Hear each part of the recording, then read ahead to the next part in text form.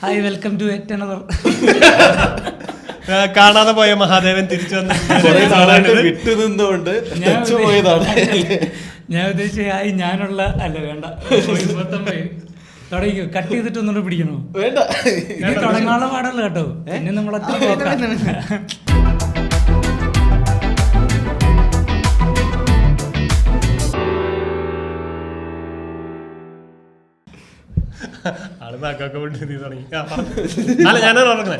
Hello hi, വിറ്റോക്സിന്റെ മറ്റൊരു എപ്പിസോഡിലേക്ക് എല്ലാവർക്കും സ്വാഗതം. ഈ എപ്പിസോഡിൽ ഒരു ഗസ്റ്റ് ഉണ്ട്. അതിനേക്കാളും പ്രത്യേകത പിണങ്ങിപ്പോയ മഹാദേവൻ തിരിച്ചു വന്നിരിക്കുകയാണ്. ദൂർത്തുപുത്രൻ തിരിച്ചു വന്നു. ഇവിടെ നിന്ന് പോയിട്ട് അവൻ രക്ഷപ്പെടില്ല എന്ന് അവന് മനസ്സിലായി. അവന്റെ വിചാരം കൂട്ടുകെട്ടാണ് പ്രശ്നം എന്നായിരുന്നു. അത് മാറിയിട്ട് ഇനി ഗസ്റ്റിന് നിങ്ങൾ ഇൻട്രൊഡ്യൂസ് ചെയ്യണം. ഞാൻ ഒരു ഒറ്റ കാര്യം പറഞ്ഞിട്ട് തുടങ്ങാം. അത് ഞാൻ കുറെ എപ്പിസോഡിൽ ഇവിടെ ഇല്ലായിരുന്നു. എനിക്കൊന്ന് ഒരു 2-3 മാസമായി തോന്നല്ലേ ചെയ്തിട്ട്. 2-3 മാസമായോ? നമ്മൾ മിസ് ചെയ്തില്ലല്ലേ? ഈ റീച്ച് കൂടിയെന്ന് പറഞ്ഞ ആ സമയമാണോ? റീച്ച് കൂടിയ കാര്യം പറഞ്ഞപ്പോഴാണ് യൂട്യൂബിന്റെ ഹെഡ്ക്വാർട്ടേഴ്സിന് വിളിച്ചിട്ടുണ്ടായിരുന്നു. അവര് നമുക്ക് സിൽവർ പ്ലേ ബട്ടൺ തന്നിരിക്കുന്നു. ഞാൻ ഞെട്ടിപ്പോയി കേട്ടോ. ഞാൻ വിചാരിച്ച് 7000 സബ്സ്ക്രൈബേഴ്സ് ഉള്ള നമുക്ക് എന്തിനാ സിൽവർ പ്ലേ ബട്ടൺ? കഴിഞ്ഞ ദിവസം എന്റെ വീട്ടിലേക്ക് തെണ്ടി വന്നിട്ടുണ്ടായിരുന്നു. എന്നിട്ട് ഞാൻ നോക്കുമ്പോ ഒരു സാധനം എടുത്ത് പൊതിഞ്ഞ് ബാഗിലേക്ക് കയറ്റണം. ഇത് ഇവന്റെ വീട്ടിൽ തൂങ്ങി കിടക്കുന്നൊരു, അതും നേരെയല്ല ഇരിക്കുന്നത്, ഇത് ചരിഞ്ഞിരിക്കുന്നത്. ഇത് എന്തോ ആരോ വെറുതെ അവഗണിക്കപ്പെട്ടിരിക്കുന്ന കണ്ടപ്പോ എനിക്ക് വിഷമം തോന്നി. ഞാൻ എടുത്തോണ്ട് വന്നു, അത്രേ ഉള്ളൂ. എന്തായാലും നീ അത് നന്നായിട്ട് നോക്കില്ല, അവൻ നോക്കിക്കോളൂ. ഈ ഫോട്ടോ കാണി. സുധീഷ് ചേട്ടന് ഇത് എടുത്തിട്ട് ജോണിന്റെ തലയിൽ പ്ലേസ് ചെയ്യണം. അങ്ങനെ ഫോട്ടോ കാണിക്കാം. വീട്ടിൽ ആ ചുമരിലേക്ക് തൂക്കിയേക്കുന്നത് കാണിച്ചുതരാം. അത് നോക്കിയപ്പോ അവിടെ ഒരു ആണി അടിച്ചിട്ടുണ്ടായിരുന്നു. ഞാൻ വെച്ചു ഇതിന് 2 ആണിയുടെ ഇതില്ല. അപ്പൊ ഇങ്ങനെ അടുത്ത ആണി അടിക്കാനുള്ള മടി. അങ്ങനെ ഇൻട്രൊഡ്യൂസ് ചെയ്യണം. അല്ല, ഞാൻ പറയാമെന്ന കേസ് എന്ന് വെച്ചാൽ ഞാൻ കുറെ കമന്റ് വായിച്ചപ്പോഴത്തേക്ക് ആൾക്കാർ താഴെ പറഞ്ഞേക്കാണ് ഞാൻ പിണങ്ങിപ്പോയതാണ് ഇതിനകത്തൊന്ന്, ഇവരെന്നെ പറഞ്ഞു വിട്ടതാണോ, ഞാൻ പിണങ്ങിപ്പോയതാണോ എന്നൊക്കെ. ബേസിക്കലി കാശുള്ളിടത്ത് അടിയുണ്ടാവും. ഈ കളക്റ്റീവ് കാശില്ല, പിന്നെ എന്തിനു പിണങ്ങണം? തുടങ്ങിക്കോ. സത്യം പറഞ്ഞാൽ നമ്മൾ രണ്ടുപേരുടെ നമ്മൾ മുമ്പേ പുറത്ത് വെച്ച് കണ്ടിട്ട് ഇപ്പൊ എന്തായാലും നമ്മുടെ സത്യം പറഞ്ഞാൽ തമ്പനയില് ബ്രോയുടെ ഫോട്ടോയും പേരും എല്ലാം വരും. അതുകൊണ്ട് ഇൻട്രോയുടെ ആവശ്യമില്ല. ശരിക്കും ആൾക്കാർക്ക് ഇപ്പൊ ഇത് ആരാണെന്ന് മനസ്സിലാക്കിയിട്ടാണ് ഇവരിത് ക്ലിക്ക് ചെയ്യണേ. അപ്പൊ അതുകൊണ്ട് നമ്മൾ അങ്ങനെ ഇൻട്രോ പറയാത്ത. ഞാൻ പറഞ്ഞു നമ്മൾ നേരത്തെ പുറത്ത് വെച്ചിട്ടുണ്ട്. നിങ്ങൾ ഫ്രണ്ടിൽ നടക്കുമ്പോ അനീസ് ഉണ്ടെങ്കിൽ പറഞ്ഞു, ജോണിന്റെ സിനിമയിലെ പിടിപാടുകൾ തീരുന്നില്ല ഇന്നത്തെ നമ്മുടെ ഞാൻ തന്നെ. അപ്പൊ ഞാൻ പറഞ്ഞു തരുന്നത് എന്റെ സുഹൃത്താണ്. അങ്ങനെ സംഭവിച്ചു പോയി. എന്താ ചെയ്യാ, ക്ലബ് എന്ന് പറഞ്ഞൊരു ഇൻസ്റ്റിറ്റ്യൂട്ട് ഉള്ള കാരണം മറ്റൊരു രക്ഷപ്പെട്ട അല്ലേ. നമുക്ക് ശരിക്കും ആ ക്ലബ് എന്ന് പറഞ്ഞു കഴിഞ്ഞാൽ ജോൺ ജോ പഠിച്ചോണ്ട് തന്നെ ഒരു വില ഉണ്ടായിരുന്നില്ല. പക്ഷെ അവിടുന്ന് ഇത് പഠിക്കാം, രക്ഷപ്പെടാം എന്നുള്ള നമുക്ക് മനസ്സിലായത് ഇതുപോലുള്ള ഗസ്റ്റ് വരുമ്പോഴാണ്. ഭയങ്കര ആക്ടറായിരുന്നു ഞാൻ വരുന്ന സമയങ്ങളിൽ, ഭയങ്കര ആക്ടർ. പിന്നെ ഏതോ ഒരു സമയത്ത് ഏതോ ഒരു ചങ്ങായി എനിക്ക് അയച്ചു തന്നു മച്ചാൻ്റെ ഒരു മനോരമയിലൊരു സ്റ്റാൻഡപ്പ് മെറ്റീരിയൽ. അപ്പോഴേ ഇവൻ എങ്ങനെ ഇവൻ ക്യാമറയുടെ മുന്നിൽ നിൽക്കാൻ അറിയാത്ത ക്യാമറ ഇല്ലാണ്ട് സ്റ്റേജ് ഇറങ്ങി തീരുമാനിച്ചു ഞാനൊരു ആക്ടർ. ഇവനിത് പറ്റുമെങ്കിൽ അല്ലേ. നമ്മൾ നേരത്തെ നമ്മൾ പുറത്ത് വെച്ച് വന്ന സമയത്ത് കണ്ടിട്ട് നടക്കണ വഴിക്ക് നമ്മൾ പുറകെ നടക്കുമ്പോൾ നമ്മൾ തമ്മിൽ സംസാരിക്കാതെ ഞാൻ പറഞ്ഞു ഈ പുള്ളിയെ കണ്ടിട്ട് സിനിമയെ കാണുന്ന ആളായിട്ട് പെട്ടെന്ന് അങ്ങനെ തോന്നണല്ലേ. അപ്പൊ പുള്ളിയുടെ ഐഡന്റിറ്റി ആ താടിയാണ്. അപ്പൊ നമ്മൾ പറഞ്ഞു നമ്മൾ വിഷ്ണുവസ്തിയെ വിളിച്ചു, നമുക്ക് ആരെയോ കിട്ടിയിട്ടുണ്ട്, നമ്മൾ അത് വെച്ച് എപ്പിസോഡ് തുടങ്ങണം. ഇതാണ് ശരിക്കുള്ള വിഷ്ണുവസ്തിയ. തെളിയിക്കേണ്ട അവസ്ഥയാണല്ലേ. അപ്പൊ പറയൂ, വിഷ്ണു അഗസ്ത്യ, ഈ ഷോയിലേക്ക് സ്വാഗതം. Thank you man. ഞങ്ങളുടെ പോഡ്കാസ്റ്റിലേക്ക് വിളിച്ചപ്പോ വന്നതിന് വളരെ സന്തോഷം. ഈ തെണ്ടികളുടെ അടുത്തൊക്കെ കുറെ പറഞ്ഞു വെച്ചേക്കാണ്. പിന്നെ ഫ്രണ്ട് ഇതൊക്കെ 2 വർഷം മുന്നേ നമ്മള് RDX ഒക്കെ കണ്ടു പറഞ്ഞു ആ വിഷ്ണുവസ്തി എന്റെ ഫ്രണ്ടാട്ടാ. നമ്മള് പിന്നെ നമുക്ക് വിശ്വാസമില്ല. അപ്പൊ വേണേ വിളിക്കാം എന്നൊക്കെ പറയാം. എന്നിട്ട് 2 വർഷം എടുത്ത് വിളിക്കാൻ ഇവന്മാര് നേരത്തെ പറഞ്ഞ കണ്ണനെ കൊണ്ട് വിളിപ്പിക്കായിരിക്കായിരുന്നു. എന്തിന്? കാരണം അതാണല്ലോ കുറച്ചുകൂടി നല്ലത്. മോശം നമ്മൾ ഒരു നിലയിൽ എത്തിക്കഴിഞ്ഞാൽ പിന്നെ നമ്മൾ വേണ്ടാത്ത കൂട്ടുകാരെ ഒഴിവാക്കുക നല്ല ശീലത്തിന്റെ ഭാഗമാണല്ലോ. അതൊന്നും നമുക്ക് ഒരിക്കലും ഒഴിവാക്കാൻ പറ്റാത്ത, കാരണം അങ്ങനത്തെ നമ്മൾ വിചാരിച്ചാലും അത് നടക്കില്ല. അതാ പുള്ളി പോകൂല. നിങ്ങൾ നല്ലൊരു നടനാണ്. നമ്പറൊക്കെ തപ്പി പിടിച്ച്. എന്നിട്ട് എങ്ങനെയാണ് വിഷ്ണുവിന്റെ സിനിമ ജേണി പറയൂ. നമ്മുടെ ആക്ട് ലാബിൽ നിന്ന് അങ്ങോട്ട് തുടങ്ങിക്കോളൂ. വേണ്ട, നമ്മുടെ സൂര്യന്ന് അങ്ങോട്ട് തുടങ്ങിക്കോളൂ. ആക്ലാബി തുടങ്ങിയ എവനും കൂടെ ഉണ്ടാവും. പകുതിയിൽ വന്നാൽ മതി. പുള്ളി സസ്പെൻസാ. ട്വിസ്റ്റ് ഞാനും എന്നിട്ട് തകർക്കും. ഇല്ല, ഞാൻ കുറെ കാലം വീഡിയോ ജോക്കിയായിട്ട് വർക്ക് ചെയ്തു. ഇതുപോലെ ഇന്റർവ്യൂസ് അല്ലെങ്കിൽ ലൈവില് സൂര്യ മ്യൂസിക്കിൽ വർക്ക് ചെയ്തു കുറേ കാലം. കിരൺ ആ സമയത്ത് എനിക്കൊന്ന് ഡിഗ്രി ഒക്കെ കഴിഞ്ഞിട്ട് പ്രത്യേകിച്ച് BBA, അതായത് ഇപ്പോൾ ഈ അടുത്തിടയ്ക്ക് അർച്ചന കവി ഇവിടെ പറഞ്ഞിട്ടുണ്ട്, പ്രത്യേകിച്ച് ബുദ്ധിയൊന്നും ഇല്ലാത്തവർ പഠിക്കണ ഒരു കോഴ്സാന്ന് പറയുന്നുണ്ട്. അപ്പോൾ അത് പഠിച്ചു. ആ സമയത്ത് ഡിഗ്രിക്കൊക്കെ മുമ്പ് പോകാൻ നേരത്തെ എന്താണ് നിന്റെ ലക്ഷ്യം എന്നൊക്കെ ചോദിക്കുമ്പോൾ പ്രത്യേകിച്ച് ലക്ഷ്യമില്ലാത്ത മനുഷ്യരില്ലേ. പക്ഷേ ലക്ഷ്യമില്ലെന്ന് പറഞ്ഞു കഴിഞ്ഞാൽ പെട്ടെന്ന് ലക്ഷ്യമില്ലാത്തവനായിട്ട് നമ്മളെ മുദ്ര കുത്തും.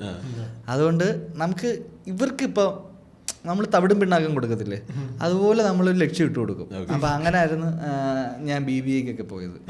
കാരണം ആ സമയത്ത് നഴ്സിംഗ് തരംഗം ഭയങ്കരമാണ്. അതായത് താല്പര്യം ഉണ്ടെങ്കിലും താല്പര്യം ഇല്ലെങ്കിലും എല്ലാവരും വളരെ പെട്ടെന്ന് നഴ്സിംഗ് ഉണ്ടെങ്കിൽ ചേർക്കും. അതായിരുന്നു ആ സമയം.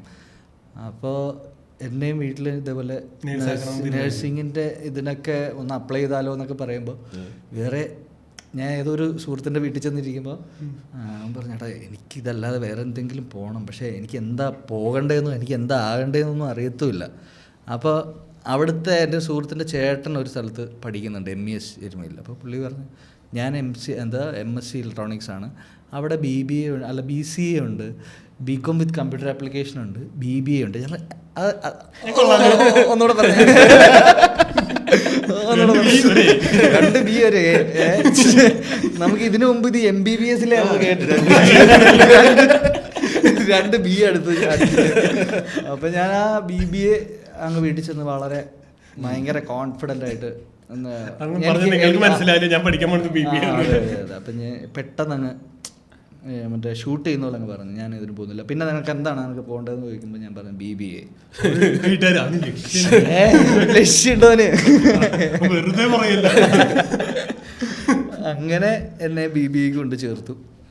BBA കഴിഞ്ഞിറങ്ങിയപ്പോഴാണ് എനിക്ക് ഞാൻ അതിൻ്റെ ഒരു കമ്പനി പ്രോജക്റ്റുമായി ബന്ധപ്പെട്ട് ട്രിവാൻഡ്രത്ത് പോയപ്പോൾ അന്ന് സൂര്യയിൽ വർക്ക് ചെയ്യുന്ന ഒരാളവിടെ ഉണ്ട്. അപ്പം ഞാൻ പുള്ളിയെ കാണുമ്പോൾ ഇടയ്ക്ക് ബിനു എന്നാണ് പുള്ളിയുടെ പേര്. അപ്പം പുള്ളി വണ്ടിയിലൊക്കെ ജസ്റ്റ് പൊൻപുലരി എന്നൊക്കെ എഴുതി വെക്കും. അപ്പം ഞാൻ കളിയാക്കും. അപ്പോൾ എൻ്റെ അടുത്ത് എന്നെ ഒരു ദിവസം കണ്ടിട്ട് പറഞ്ഞ്, നീ ഇങ്ങനെ കിടന്ന് വാചാലം അടിക്കുന്നത് നിനക്ക് അവിടെ വന്ന് ചെയ്യാൻ പറ്റും. അപ്പം ഒരു ദിവസം എന്നിട്ട് പറഞ്ഞു, എടാ വെറുതെ വന്നൊന്ന് ഇതാക്കിയിട്ട് പോകുന്നത്. അപ്പം ഞാൻ വിചാരിച്ചു, ഞാൻ ഈ കിരൺ TV ഒക്കെ അന്ന് ഭയങ്കര ഫേമസാണ്. ഞാൻ ഇതിനകമൊക്കെ ഒന്ന് കയറി കണ്ടിട്ട് പോവാം, എന്താണ് പരിപാടി എന്നൊന്നും അറിയാമല്ലോ. അങ്ങനെ അവിടെ ചെന്ന് എനിക്ക് 2 മറ്റേ കുറേ പേരിരിക്കുന്നു. ഞാൻ മറ്റേ ഷർട്ട് പാൻറ് ചെറിയൊരു കുഴി, അപ്പോൾ അവിടെ ടാറ്റു ഒക്കെ അടിച്ച് ആരൊക്കെ ഇരിക്കുകയാണ്. അപ്പം ഞാൻ കുഴപ്പമില്ല, ഭയങ്കര ഫ്രീ ആയി. കിട്ടത്തില്ലെന്ന് ഉറപ്പാണെങ്കിലും ഇതിനെപ്പറ്റി ഒന്നും അറിയത്തില്ലെങ്കിലും ഉള്ള ഫ്രീഡം ഉണ്ടല്ലോ, അത് ഭയങ്കര അത് ഇത് അവർ തെറ്റിദ്ധരിക്കുകയും ചെയ്യും.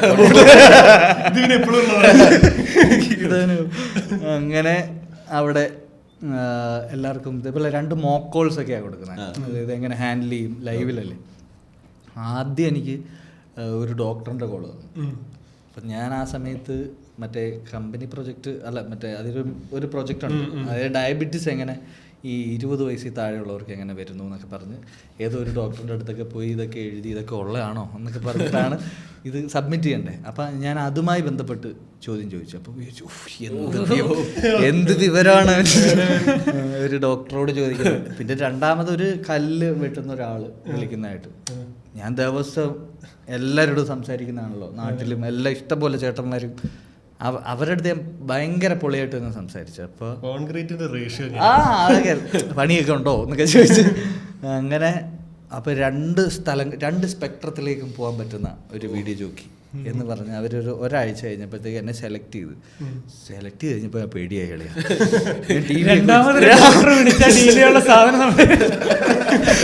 ഒറ്റ ഡോക്ടറിന്റെ സാധനമേ കയ്യിലുള്ളൂ. എന്തെങ്കിലും കണ്ടീഷൻ ഇനിയൊരു ഡോക്ടർ വിളിക്കരുത്. അങ്ങനെയാണ് ഞാൻ കിരണിൽ കയറുന്നത്. അപ്പം പിന്നെ ഞാൻ ഇരുന്ന് കിരൺ TV ഒക്കെ കാണാൻ തുടങ്ങി. എന്താ ഈ പറയുന്നത്, എനിക്ക് തോന്നുന്നു 2-3 ദിവസമൊക്കെ അവിടെ ഇങ്ങനെ ഇവർ ഷോസ് ചെയ്യുന്നതൊക്കെ നോക്കിയിരുന്നിട്ട് എപ്പോഴോ കയറി. പിന്നെ കുറേ കാലം ഇങ്ങനെ റൺ ചെയ്തിടാം. അപ്പോൾ എനിക്ക് തോന്നുന്നു എല്ലാവർക്കും ജോലിയുള്ളൊരു സമയത്ത് ജോലി അപ്ലൈ ചെയ്തുകൊണ്ടിരിക്കുന്ന സമയം, അല്ലെങ്കിൽ ഇവൻ എന്താകും എന്നൊക്കെ പറഞ്ഞുകൊണ്ടിരിക്കുന്ന സമയത്ത് എനിക്ക് പെട്ടെന്ന് ജോലിയായി. നാട്ടുകാരോട് പറയുകയും വേണ്ട എന്താ ജോലിയെന്ന്. അതായിരുന്നു അതിൻ്റെ ഒരു അഡ്വാൻറ്റേജ്. അതിൽ നിന്ന് എല്ലാവരും അങ്ങ് സെറ്റിലാകുമ്പോഴത്തേക്ക് ഞാൻ ഈ ജോലിയിൽ നിന്ന് ഇറങ്ങിയിട്ട് സിനിമാ പരിപാടിയായിട്ട് നടന്നു. അപ്പോൾ ഇവർക്ക് കുട്ടികളാകുക, ഇവർ സ്വിറ്റ്സർലൻഡിൽ പോവുക. അപ്പോഴത്തേക്കൊക്കെ ഞാൻ ഇവിടെ മറ്റേ മുറിബീഡിയൊക്കെ വലിച്ച് നടക്കുന്ന ഗെയിമായി. അതായത്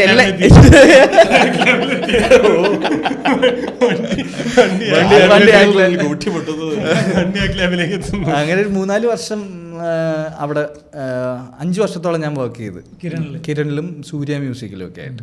അപ്പോൾ അവിടെയൊക്കെ നല്ല കുറേ സുഹൃത്തുക്കളൊക്കെ ഉണ്ടായി. പിന്നെ അനിതിത്ത് എന്ന് പറഞ്ഞൊരു HOD ഉണ്ടായിരുന്നു. അപ്പോൾ പുള്ളിക്കാരനാണ് എനിക്ക് അഭിനയം എന്നൊക്കെ പറഞ്ഞുകൊണ്ട് നിന്നപ്പം ഇത് ട്രെയിൻ ചെയ്യേണ്ടതോ അല്ലെങ്കിൽ എവിടെയെങ്കിലുമൊക്കെ പോയി നോക്കണം ഇത് പറ്റുമോ എന്നുള്ള കാര്യം കുറേ ബുക്സും കുറേ സിനിമകളൊക്കെ സജസ്റ്റ് ചെയ്ത്.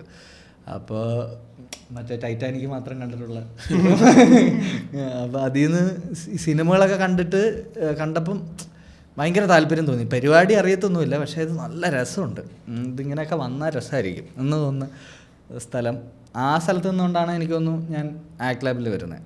ആക്ട് ലാബിൽ വരുമ്പം ജോണൊക്കെ ഉണ്ട്. ജോൺ സീനിയർ ആണ്. ഒറ്റ ബാച്ച് മുന്നിൽ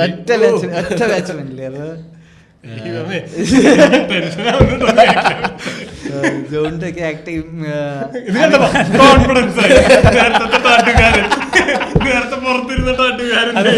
പുള്ളി കോളേജ് കഴിഞ്ഞ് 5 വർഷം ഒരു വീഡിയോ വലിച്ചിട്ട്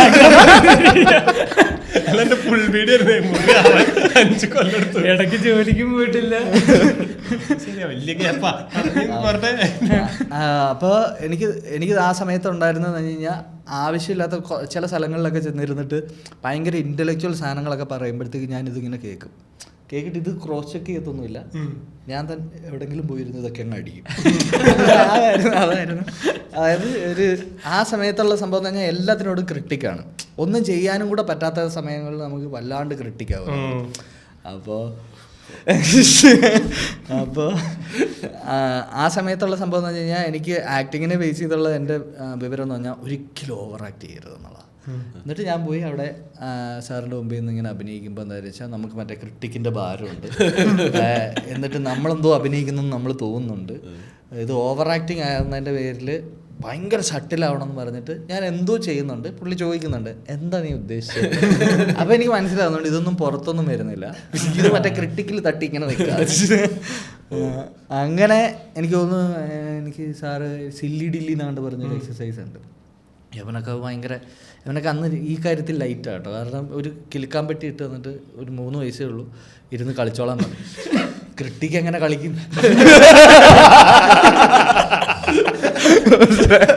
യവനൊക്കെ പുല്ല് പോലെ കളിക്കും. യവ ഇരുന്ന് കരയുന്നു, എന്തൊക്കെ ചെയ്യുന്നു.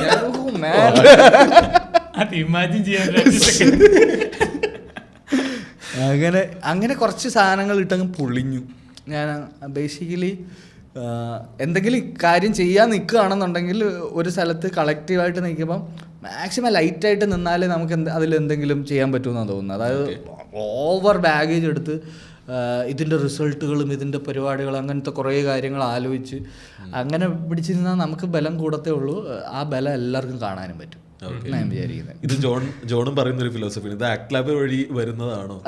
എനിക്ക് തോന്നിയ ഇല്ല, തുടക്കകാലത്ത് പിന്നെ എനിക്ക് തോന്നി അത് ആദ്യകാലത്ത് വരാറുണ്ട്. പിന്നെ അവിടെ ഉണ്ടായിരുന്ന ഒരു ഇതെന്ന് പറഞ്ഞാൽ അവിടെ ഉണ്ടാകുന്ന സൗഹൃദത്തിൽ നിങ്ങളിപ്പം അങ്ങോട്ടും ഇങ്ങോട്ടും ക്രോസ് ചെയ്യുന്ന പോലെ അല്ലെങ്കിൽ ട്രോൾ ചെയ്യുന്ന പോലെ ട്രോൾ ചെയ്യായിരുന്നു അഭിനയത്തെ. അപ്പം തന്നെ നമുക്ക് പുറത്തുനിന്ന് ഒരാൾ നമ്മുടെ അഭിനയം മോശമാണെന്നും അല്ലെങ്കിൽ ഇതാന്നൊക്കെ പറയുന്ന സാധനത്തിന് നമുക്കൊരു ഇമ്മ്യൂണിറ്റി വരും. എങ്ങനെ ഉണ്ടായിരുന്നു, നല്ല ബോറായിരുന്നു അങ്ങനത്തെ സാധനം. എനിക്ക് ഇപ്പോഴും ഓർമ്മയുണ്ട്. രാഗ്, തിരു, അങ്ങനെയൊക്കെ കുറച്ച് ആക്ടേഴ്സ് ഉണ്ട്. അപ്പോൾ രാഗ് ഒരു നമ്മുടെ 12 years of slave. അപ്പം ഇതിലെന്താ കാര്യം എന്ന് വെച്ചാൽ മച്ചാൻ ഒരാൾ ഭയങ്കരമായിട്ട് ഒരു പാപ്പാൻ്റെ വേഷം ചെയ്തു. അത് കഴിഞ്ഞിട്ട് പുള്ളി വേഴ്സറ്റൈൽ എന്ന് പറയുന്നൊരു സാധനം കിട്ടിയിട്ട് ഒരു പോലീസ് സ്റ്റേഷൻ ചെയ്തു. എന്നിട്ട് അപ്പോൾ ഇങ്ങോട്ട് വന്ന് ഇങ്ങനെ എങ്ങനെ ഉണ്ടായിരുന്നടാ, നിനക്ക് പറ്റുമോ ഇങ്ങനത്തെ ഈ ഒരു സ്പെക്ട്രത്തിൽ ഇങ്ങനെ കിടന്ന് കളിക്കാൻ പറ്റുമോ എന്ന് ചോദിക്കുമ്പോൾ തിരു പറഞ്ഞ എടാ ഒരു പാപ്പാൻ PSC എഴുതി പോലീസുകാരനാണ്. ഇങ്ങനെ ട്രോളുമായിരുന്നു, ഇങ്ങനെ അങ്ങ് ലൈറ്റ് ആക്കുമായിരുന്നു. അവിടെ നമ്മൾ എന്ത് ചെയ്താലും ഇറങ്ങി വരുമ്പോ കേൾക്കേണ്ടത്. അതുകൊണ്ട് എന്താ വെച്ചാൽ പുറത്തുനിന്ന് ഒരാളും പറഞ്ഞ് നീ കുറച്ച് അഹങ്കാരമായി എന്നൊന്നും പറയാനുള്ള അവസരം തരത്തില്ല. കാരണം ക്യാരിഡ് അവേ ആവാൻ നമ്മളിവിടെ നിന്നാലല്ലേ ക്യാരിഡ് അവേ ആവും. എയറിലാണെങ്കിൽ നമ്മൾ ക്യാരിഡ് അവേ ആവില്ല. അപ്പം അങ്ങനത്തെ ഒരു സ്പേസ് ഉണ്ടായിരുന്നു അങ്ങോട്ടും ഇങ്ങോട്ടും ഉള്ള സാധനം. പിന്നെ എനിക്ക് തോന്നിയെന്ന് വെച്ച് കഴിഞ്ഞാൽ കൂടെ നല്ല ആക്ടേഴ്സ് ഉണ്ടെങ്കിൽ മാത്രമേ നമുക്ക്, അതായത് നമുക്ക് ഭയങ്കര പണി കുറവാണ്, ആ വർക്കിംഗ് സ്പേസ് ഭയങ്കര ഗുഡാവും. അങ്ങനത്തെ കുറേ കാര്യങ്ങൾ മനസ്സിലാവുന്നത് ഇങ്ങനെ കളക്റ്റീവ്ലി നാടകം ചെയ്യുമ്പോഴും ഒക്കെയാണ്. അതായത് ഇതിൽ മറ്റ് മത്സരങ്ങളില്ല. അതായത് ഡെഫിനറ്റ്ലി ഞാൻ നന്നാവുന്നതോടൊപ്പം ഇയാൾ നന്നായേ പറ്റൂ എനിക്ക്, അങ്ങനൊരു ഫിലോസഫി വരും നമുക്ക്. മനസ്സിലാവുന്നത് ആ സെൽഫിഷ് സ്ഥലമില്ലേ, അതായത് ഇത് എൻ്റെ എന്തോ പരിപാടിയാണെന്നുള്ള സാധനമില്ലേ, അതങ്ങ് മാറി കിട്ടും. ഇത് നമ്മളെല്ലാവരും കൂടെ ഇതായിട്ട് ഞാനും അവനും കൂടെ ഒരു പ്ലേ ചെയ്യുന്നെങ്കിൽ ഞങ്ങൾക്കിടയിലാണ് പ്ലേ, എൻ്റെയോ അവൻ്റെയോ അല്ല എന്ന് പറയുന്ന സ്ഥലമില്ല. നിങ്ങൾക്ക് മൂന്നാമതൊരാൾക്ക് കണ്ടുകൊണ്ടിരിക്കണം എന്നുണ്ടെങ്കിൽ ഞങ്ങൾക്കിടയിൽ എന്തോ ഒരെണ്ണം വർക്കാവണം. അല്ലാതെ ഞാൻ ഭയങ്കരമായിട്ട് അഭിനയിച്ചിട്ട് അല്ലെങ്കിൽ അവൻ ഭയങ്കരമായിട്ട് അഭിനയിച്ചിട്ട് നിങ്ങൾക്ക് കറക്റ്റ് മനസ്സിലാവുന്ന ഞാൻ വിചാരിക്കുന്നത്. ഓഡിയൻ അത്ര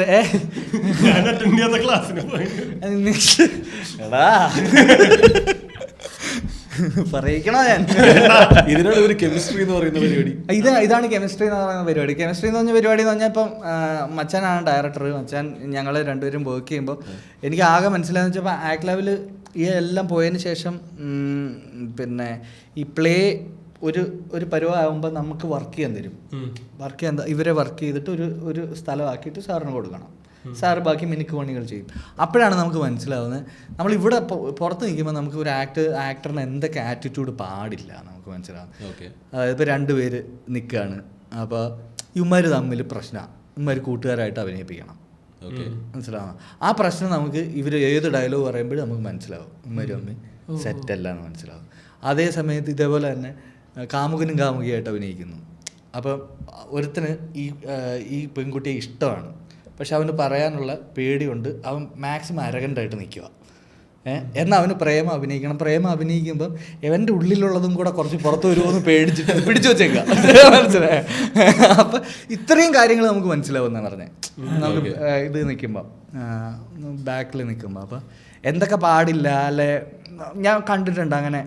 അതായത് ഞാൻ നന്നാവണമെന്നും വേറൊരാൾ എൻ്റെ അത്ര നന്നാവരുമെന്നും വിശ്വസിച്ച് ആക്ട് ചെയ്യാൻ വരുന്നവർ കുറച്ച് കാലം ഇതിൻ്റെ ചുറ്റുപാട് നിന്നിട്ട് ഈ ആറ്റിറ്റ്യൂഡ് മാറുന്നത് കണ്ടിട്ടുണ്ട്. Which is so good. എനിക്ക് തോന്നുന്നു അത് ആക്ട് ലാബ് എന്ന് പറഞ്ഞ സ്പേസിനേക്കാൾ കൂടുതൽ ഒരു ജോലി ചെയ്യാനായിട്ട് നമ്മൾ 4 പേര് തീരുമാനിച്ചിട്ട് നമ്മുടെ കുറേ ടാൻട്രംസ് ഒരു പൂളിലാക്കി നമ്മൾ ഇട്ട് കളയും, പോവും അത്. അപ്പോൾ അതെനിക്ക് തോന്നുന്നത് കണ്ടിന്യൂസ്ലി നമ്മൾ എന്തെങ്കിലും പണിയെടുക്കുമ്പോൾ മാത്രം വരുന്ന പരിപാടി. ഇങ്ങനത്തെ കുറേ കാര്യങ്ങളാണ് വെച്ചാൽ എനിക്ക് തോന്നുന്നത് വെച്ചാൽ ആ സ്പേസിൽ നിന്ന് കിട്ടിയതും ഈ മറ്റേ വെയിറ്റ് ഇറങ്ങിയതും ക്രിട്ടിക്ക് കിളിക്കാൻ പറ്റിയിട്ട് കളിച്ചപ്പം ഒരു പരിധി വരെ അതിൽ നിന്ന് ഇറങ്ങാൻ പറ്റി. അതിൽ നിന്ന് ഇറങ്ങിയാലേ നമുക്ക് എന്തെങ്കിലും ചെയ്യാനും പറ്റുമെന്ന് തോന്നുന്നത്. ഇതാണ് ആ സമയത്തെ ഗെയിം. ആ സമയത്തെ ഗെയിം എന്ന് വെച്ചാൽ എവൻ്റെയൊക്കെ ആറ്റിറ്റ്യൂഡിലെ ഏറ്റവും ഭയങ്കര ഡിഫറൻസ് എന്ന് വെച്ചാൽ എവൻ ആദ്യമേയൊക്കെ സില്ലിഡിൽ എവൻ അങ്ങനെ വന്നതാണോന്ന് എനിക്കറിയില്ല, പക്ഷെ അപ്പോഴത്തേക്ക് പോയി. അപ്പോൾ ഇതിന് തൊട്ട് മുമ്പുള്ള ഭയങ്കര ടെൻഷൻ അങ്ങനത്തെ സാധനങ്ങളൊന്നുമില്ല. ചിലപ്പോൾ പാളാം എന്ന് പറയുന്നൊരു ആറ്റിറ്റ്യൂഡ് ഇവന് എനിക്ക് തോന്നുന്നു അത് ഇവന് സ്റ്റാൻഡപ്പിനൊക്കെ ഭയങ്കര ഹെൽപ്പ് ചെയ്തിട്ടുണ്ട്. ഉറപ്പായിട്ടും ഹെൽപ്പ് ചെയ്തിട്ടുണ്ട്. നീ ഇത്രയും കാര്യങ്ങളൊക്കെ പഠിച്ചായിരുന്നു. ഞാൻ നിറകുടം തുളുമ്പിൽ ഒരു കിളിക്കാൻ വേണ്ടി അല്ല. പിന്നെ വിഷ്ണു ചെയ്യണ സിനിമകളിൽ ചെയ്തിട്ടുള്ള റോളുകളൊക്കെ കുറച്ച് സീരിയസ് റോളാണ്. എനിക്ക് വിഷ്ണുവിന് പേഴ്സണലി ജേണി കംപ്ലീറ്റ് ആയില്ല. അവിടുന്ന് കുറച്ച് കാലം നിന്നിട്ട് ആക്ടിങ് പാഷൻ കൊണ്ട് നേരെ ആ സ്ഥലത്ത് ഇറങ്ങി. ആ സ്ഥലത്ത് നിന്ന് ഒരു എനിക്കൊന്ന് ഇതിന്റെ ഏറ്റവും കോമഡി എന്ന് പറഞ്ഞാൽ നമുക്ക് ചില പ്ലാനിങ്ങുകളൊക്കെ ഉണ്ടല്ലോ. ഇതങ്ങ് തകരുമ്പോഴാണല്ലോ ഇതിന്റെ ഗെയിം. അപ്പോൾ ഈ ഒരു 2 വർഷം ഇതിന് കൊടുത്തിട്ട് അതുവരെ കുറച്ചൊക്കെ പൈസയൊക്കെ ഏകദേശം 2 വർഷം കുഴപ്പമില്ലാത്ത രീതിയിൽ മൂവ് ചെയ്യാനുള്ള പൈസ വെച്ചിട്ടുണ്ട്. 1 വർഷം പിന്നെ ഈ തിയേറ്റർ സ്പേസിൽ ഇൻവെസ്റ്റ് ചെയ്യുന്നു. 1 വർഷം കൊണ്ട് തന്നെ ഫിലിം മേക്കേഴ്സിനെ പലരോടും പോയി എനിക്ക് ഇതേപോലെ ആക്ട് ചെയ്യാൻ പറ്റും എന്നുള്ള കാര്യം പറയുന്നു. അവർ 1-2 പേര് നീ തന്നെ വേണം,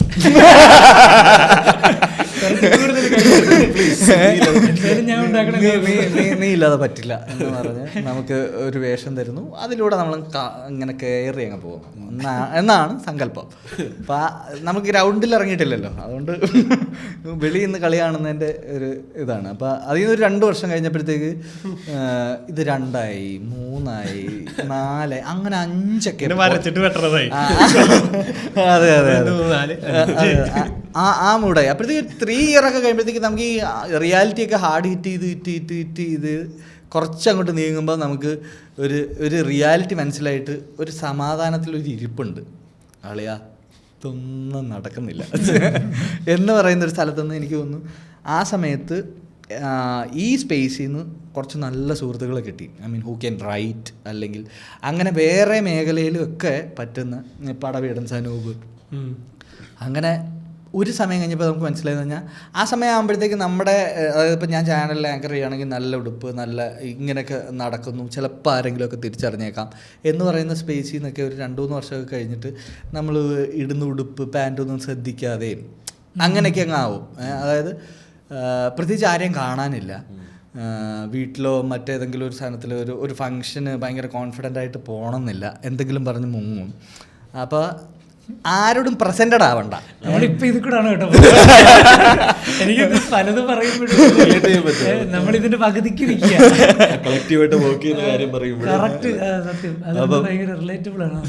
അങ്ങനെ പ്രസന്റഡ് ആകാത്തൊരു സമയമായപ്പോഴത്തേക്ക് അതിൽ നമ്മുടെ അതിൻ്റെ ഒരു ലേസിനെസ്സും ആ സ്ഥലങ്ങളും ഒക്കെ വരും. പിന്നെ കുറച്ചും കൂടെ ഒക്കെ ഒന്ന് കൂളായിട്ട് ഈ സ്പേസിൽ നിന്നുകൊണ്ട് ഒരു ഫിലിം മേക്കറിൻ്റെ അടുത്ത് പോകാൻ ഇതിനോട് അടുക്കും തോറും ഇൻസെക്യൂരിറ്റി കൂടി. കാരണം പഠിക്കുന്ന സമയത്ത് ഒരു പാട്ട് പാടിയോ നൃത്തം ചെയ്തോ നാടകം കളിച്ചോ അതല്ലെങ്കിൽ ആരെങ്കിലും ഇപ്പോൾ എൻ്റെ കോളേജിലോ എൻ്റെ സ്കൂളിലൊക്കെ പഠിച്ച ആരെങ്കിലുമൊക്കെ എന്നെ ഇപ്പോൾ കണ്ടിട്ട് സിനിമയിൽ കാണുമ്പോഴത്തേക്ക് യവനോ എന്നേ തോന്നും. കാരണം ഒരു തരത്തിൽ അങ്ങനത്തെ നമുക്ക് അങ്ങനെ ഒരു മിസ്റ്റിഫിക്കേഷൻ ഉണ്ട് മച്ചാനെ, സോ കോൾഡ്. അതായത് ഇൻബോൺ ടാലൻ്റ് എന്ന് പറഞ്ഞൊരു മിസ്റ്റിഫിക്കേഷൻ ഉണ്ട്, ഒരു മെത്തുണ്ട്.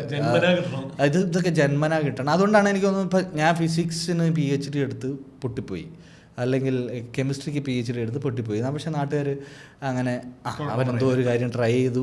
പക്ഷേ സിനിമയുടെ കാര്യം മാത്രം എപ്പോഴും സിനിമ സംവിധാനം ചെയ്യാൻ നടക്കുകയാണ്, അല്ലെങ്കിൽ അഭിനയിക്കാൻ നടക്കാന്ന് പറഞ്ഞാൽ നിനക്കൊക്കെ വേറെ പണിയില്ലേ? ഇത് ഈ പറഞ്ഞ സാധനം ഉണ്ട്. അതായത് നമ്മൾ കോളേജിലോ ഇതിലൊന്നും ചെയ്യാണ്ട് ഇതിന്റെ പിന്നാലെ എന്ന് പറയുമ്പോ ആൾക്കാര് ഒന്നത് പിന്നെ എപ്പോഴും ഇതിൽ അറിയാണ്ട് ഒരു ഫോം എല്ലാ ആളുകളുടെയും മനസ്സിലുള്ള പോലെ എനിക്ക് തോന്നിയിട്ടുണ്ട്. അതായത് ഇതൊക്കെ അവർക്കൊക്കെ പറഞ്ഞിട്ടുള്ള, നമ്മളൊക്കെ ഇതിൽ പോകേണ്ട കാര്യമുണ്ടോ, അത് എത്ര പേര് രക്ഷപ്പെട്ടു എന്ന് ചോദിക്കാവുന്ന ഒരു ക്ലാസ് സ്ഥലം അതിലുണ്ട്. ഐ മീൻ ഞാൻ പറയുക വെച്ചാൽ കാസ്റ്റോ അങ്ങനത്തെ സ്ഥലങ്ങളിലല്ല ഞാൻ പറയുന്നത്, പക്ഷേ എല്ലാം മിന്നിത്തിളങ്ങുന്ന സ്ഥലങ്ങളെല്ലാം ഇപ്പോൾ വലിയ പ്രതിമ കാണുമ്പോൾ അറിയാണ്ട് തൊഴാൻ തോന്നുന്നു എന്ന് പറയുന്ന പോലെ അങ്ങനത്തെ ഒരു സ്പേസും ബാക്കിയൊക്കെ നമ്മൾ ഭയങ്കര കോമൺ മനുഷ്യരല്ലേ, നമുക്ക് ഇങ്ങനെയൊക്കെ ആഗ്രഹിക്കാമോ എന്ന് തോന്നുന്ന ഒരു സ്ഥലമാണ്. പിന്നെ എനിക്ക് തോന്നി ഒരു സമയം എത്തുന്നവരെ ഇതിനോടൊക്കെ റിബലായിരുന്നു ഭയങ്കര. അങ്ങനെ എന്തുകൊണ്ട് ആര് പറഞ്ഞു അങ്ങനെ, എവിടുന്ന് നിയമം എന്നൊക്കെ. പിന്നെ എനിക്ക് മനസ്സിലായി ഇപ്പം അവൻ സിനിമയിൽ അഭിനയിക്കാൻ നിൽക്കുക എന്ന് പറയുമ്പോഴത്തേക്ക് ചുറ്റും നോക്കി ആ പഞ്ചായത്തിൽ നോക്കിയാൽ സിനിമയിൽ അഭിനയിച്ച് രക്ഷപ്പെട്ട ഒരുത്തം പോലും ഇല്ല. പിന്നെ അപ്പം ഐ മീൻ ഇത് പ്രോബബിലിറ്റി ഭയങ്കര കുറവാകുന്നതുകൊണ്ടായിരിക്കാം മനുഷ്യരങ്ങനെ ചിന്തിക്കുന്നതെന്ന് തോന്നുന്നു. എനിക്ക് ആകെ ഉണ്ടായിരുന്ന ഹെൽപ്പെന്ന് പറയാൻ എന്ന് പറഞ്ഞാൽ ഇപ്പം എൻ്റെ വീട്ടിൽ അമ്മയും ബ്രദറും അല്ലെ അവരാരും ചോദിച്ചിട്ടില്ല വൈ എന്നുള്ള സാധനം. എന്നാൽ അമ്മയ്ക്കൊക്കെ എവിടുന്നാണെന്ന് എനിക്ക് ഇപ്പോഴും മനസ്സിലായിട്ടില്ല. അതായത് ഇവന് ഇങ്ങനെയൊക്കെ ചെയ്യാൻ പറ്റുമോ എന്നൊക്കെ എന്തോ കാര്യം ട്രൈ ചെയ്യാണ് ലെറ്റും എന്നുള്ള എന്തോ ഒരു സ്ഥലം വർക്കായിട്ടുണ്ടെന്ന് തോന്നുന്നു. അപ്പോൾ ഈ സ്ഥലം ഉണ്ടായതിൻ്റെ പേരിൽ എനിക്ക് ഏറ്റവും കൂടുതൽ ഇൻസെക്യൂരിറ്റി എന്ന് പറഞ്ഞാൽ ഒരു ഫിലിം മേക്കറിൻ്റെ അടുത്ത് നിന്ന് നമ്മൾ പ്ലേ ഒക്കെ ചെയ്ത് കുറച്ചും കൂടെ വൃത്തിയായെന്ന് നമുക്ക് ഫീൽ ചെയ്യുന്നുണ്ട്. സ്റ്റിൽ ആ ധൈര്യമില്ല. ഐ ക്യാൻ ആക്ട്, എനിക്കൊരു എന്തെങ്കിലും റോൾ ഉണ്ടെങ്കിൽ നിങ്ങൾ എന്തെങ്കിലും ഓഡിഷന് സാധ്യത ഉണ്ടെങ്കിൽ പറയണം എന്ന് പോയി പറഞ്ഞ് ഫോട്ടോയോ അല്ലെങ്കിൽ നമ്മുടെ അങ്ങനെ കാണിക്കൊരു വർക്കും ഇല്ല. എന്തിനു വിശ്വസിക്കണം, നമുക്ക് എന്തെങ്കിലും ചെയ്യാൻ പറ്റുമെന്ന്. ആ സമയത്ത് ഞങ്ങൾ സുഹൃത്തുക്കളെല്ലാം കൂടെ ഇപ്പോൾ അനാട്ടമി ഓഫ് എ കാമുകൻ എന്ന് പറഞ്ഞൊരു ഒരു അന്നത്തെ ആദ്യകാലത്തൊരു വീഡിയോ കണ്ടിട്ടുണ്ടായിരുന്നു. അത് ഡിഫറെൻറ്റ് ടൈപ്പ് ഓഫ് കാമുകന്മാർ എന്നൊക്കെ പറഞ്ഞിട്ട് അന്ന് അമൽ ഇപ്പോൾ ബിജു മേനോനെ വിച്ചേട്ടനെ വെച്ചിട്ടൊരു പടം ചെയ്യുന്നുണ്ട്. അപ്പോൾ അവനാണ് ഇൻസോംനിയയുടെ ഒക്കെ സംവിധായകൻ. അപ്പോൾ അവൻ എന്നിട്ട് എനിക്ക് തോന്നുന്നു ചെന്നൈയിൽ ഗൗതം മേനോൻ്റെ ഓഫീസിലോ അങ്ങനെ എവിടെയോ പരിചയം ഉണ്ടായിരുന്നു. അങ്ങനെ എന്തോ അയച്ചു കൊടുത്തു. ഗൗതം മേനോൻ വിളിച്ചെന്ന് പറഞ്ഞിട്ട് ഞാൻ വീട്ടിൽ നിൽക്കുമ്പോൾ എന്നെ വിളിക്കുന്നടാ ആ വീഡിയോ അയച്ചു കൊടുത്ത് ഗൗതം മേനോൻ വിളിച്ച്. ഞാൻ പറഞ്ഞടാ വയ്യേ എനിക്ക് ഞാൻ ഇപ്പോൾ ഒരു ജോക്കിൻ്റെ മൂഡിലേ അല്ല,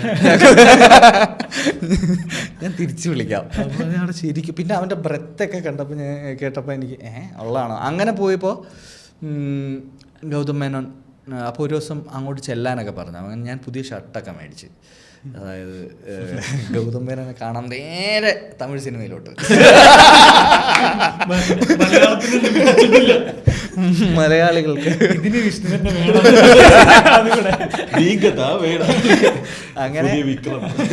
അങ്ങനെ ഗൗതം സാർ അതിൽ പുള്ളിക്ക് ഇഷ്ടപ്പെട്ടിട്ട് പുള്ളി ഒൻഡ്രാഗ എൻ്റർടൈൻമെൻറ്റിൽ അത് അന്ന് വന്നു മലയാളം കോണ്ടൻ്റായിട്ട്. പിന്നെ ഒരു ഷോ റീൽ എന്ന രീതിയിൽ ആർക്ക് കണ്ടാലും ഇയാൾക്ക് എന്തെങ്കിലുമൊക്കെ ചെയ്യാൻ പറ്റുമോ അല്ലെങ്കിൽ പറ്റില്ല എന്നൊക്കെ ജഡ്ജ് ചെയ്യാൻ പറ്റുന്നൊരു കാര്യമായിരുന്നു. അപ്പോൾ അത് വന്നപ്പോൾ ഞാൻ വിചാരിച്ചു ചില ഫിലിം മേക്കേഴ്സ് അല്ലെ ചില റൈറ്റേഴ്സൊക്കെ പണ്ട് ചെറുതായിട്ടൊക്കെ പരിചയമുള്ളവരൊക്കെ വിളിച്ചു നമുക്ക് വർക്ക് ചെയ്യണം എന്നൊക്കെ പറഞ്ഞു. അപ്പോൾ എനിക്ക് വല്ലാത്ത ഇത് തോന്നി, അതായത് ഇത് കുറച്ചുകൂടെ സ്പ്രെഡായിട്ടുണ്ടെന്നൊക്കെ. അപ്പോൾ ഗൗതം മേനോൻ്റെ അടുത്തേക്ക് പോകാം എന്ന് പറഞ്ഞ് നിൽക്കുന്ന സമയത്ത് അവിടെ പുള്ളിയുടെ ഷൂട്ട് എന്തോ മുടങ്ങി, പുള്ളി not in a good state കാണാനുള്ള.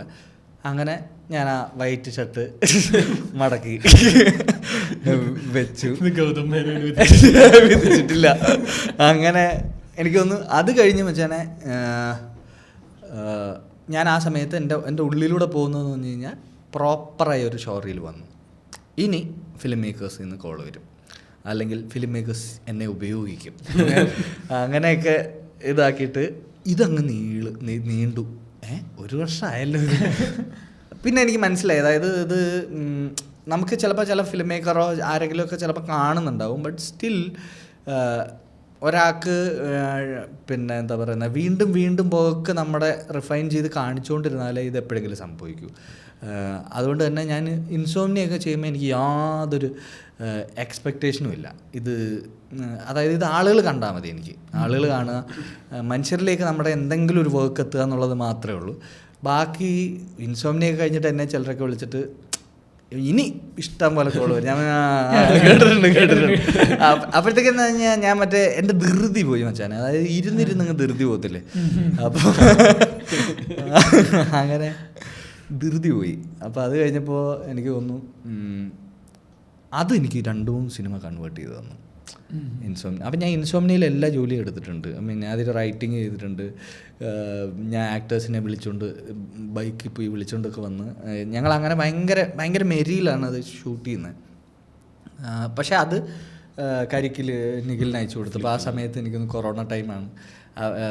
എനിക്കൊന്ന് അവർക്ക് കോണ്ടൻറ്റ് ഷൂട്ട് ചെയ്യാനൊക്കെ ജോർജും അവരൊക്കെ ഭയങ്കര ഫേമസാണ്. ആ സമയത്ത് അങ്ങനെ ഒരു കോണ്ടൻറ്റ് ഷൂട്ട് ചെയ്യാനുള്ള സ്പേസും നമുക്ക് ആ കൊറോണ ടൈമിലൊന്നും ഇല്ല. അപ്പം ഞാനൊക്കെ വഴി നിന്ന് കഴിഞ്ഞാൽ ഒരാൾക്കും അറിയത്തു പോലുമില്ല ഇത് ഷൂട്ടാന്ന് പോലും. അപ്പോൾ പിന്നെ ഞങ്ങൾക്ക് ഷൂട്ട് ചെയ്യാൻ കുറച്ചുകൂടെ എളുപ്പമാണ്. അങ്ങനെ നിഖിലിന് അയച്ചു കൊടുത്ത് നിഖിലിന് ഇഷ്ടപ്പെട്ടിട്ടാണ് അത് അതിലേക്ക് വരുന്നത്. ആ സ്പേസിൽ വന്നതും ആ സമയത്ത് ഒരുപാട് പേര് യൂട്യൂബ് അല്ലെങ്കിൽ ആ സ്പേസിൽ നമുക്ക് ഒരുപാട് സമയമുണ്ട് ഇൻവെസ്റ്റ് ചെയ്യാൻ.